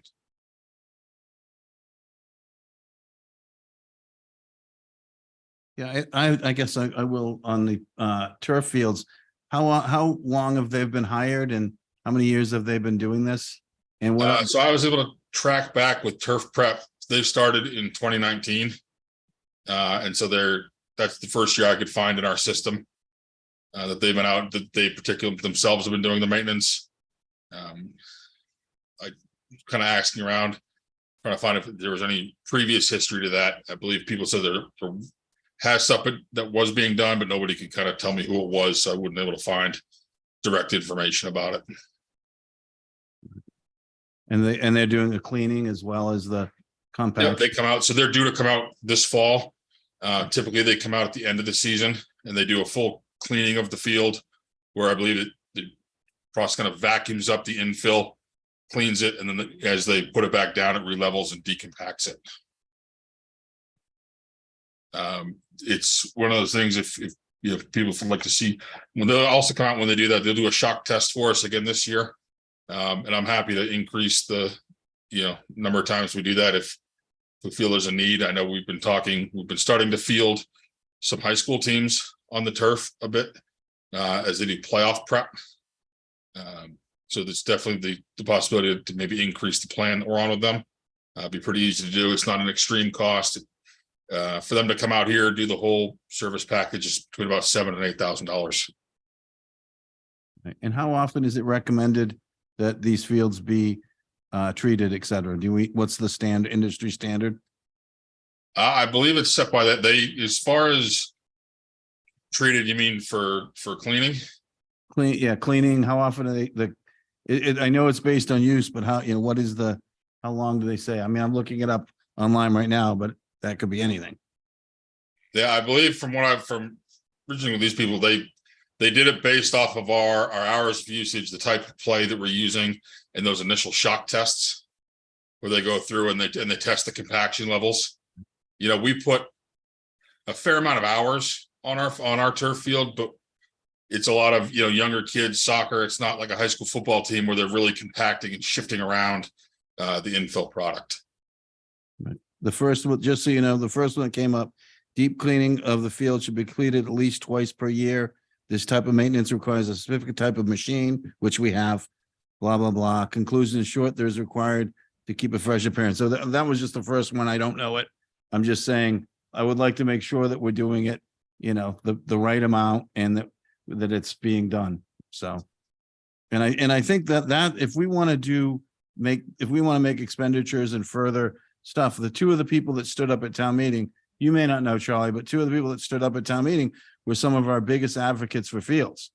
And so this is something I think it's great that we're here today. And I don't even need to hear really the long range plan, because I think if we don't have a regular report on what's happening now, we won't even get to the long range. They'll vote it down again. So that's why I think, it'd be great to see this again in a couple of months, or 3 months, and just, keep on it, and pictures of the field. And, we looked up the maintenance, and here's what the maintenance is supposed to be, and we're doing it, so that people get confidence that this is, that we have got this under control. That's Sure. my take on it. Thank you. Anyone else? Okay. Thank you very much. Yeah, I'm sorry to cut them off, but it's been a long night. Yeah. No, yeah. it's understandable. People Eric- needed an update on this because there's just stuff from the past That's what I'm trying to. that has yeah. been rectified. Yes. Okay, committee reports, anyone? I just want to report that NCTV 18 has received a number of Telly Awards, and it is such a pleasure to be on that board and hear about all the good work that I know I say that all the time, but they are winning awards too. They're really doing, and I don't remember whether I mentioned this, but there's a new podcast booth. So if anybody wants to do podcasting, if you're a member of NCTV, I believe they're letting you use it for free. So to get it off the ground. So, yep, Charlie just gave us the thumbs up. So that's really cool. They reallocated a space. So. The other thing on crack, I talked about one aspect to start the meeting. The other thing we talked about was a potential letter from crack to the select board about SBPF, about Baxter Road, what we should do. we couldn't quite come to that. There was the differences of opinion. We're gonna continue working on it and come back because there's some things that, so anyway, it's a work in progress, and we're trying. So. It's late. Move to Anybody else? adjourn? Is there a second? Sure, second. All those in favor? Aye. Any opposed? Motion carries unanimously. See y'all at 9 a.m. tomorrow.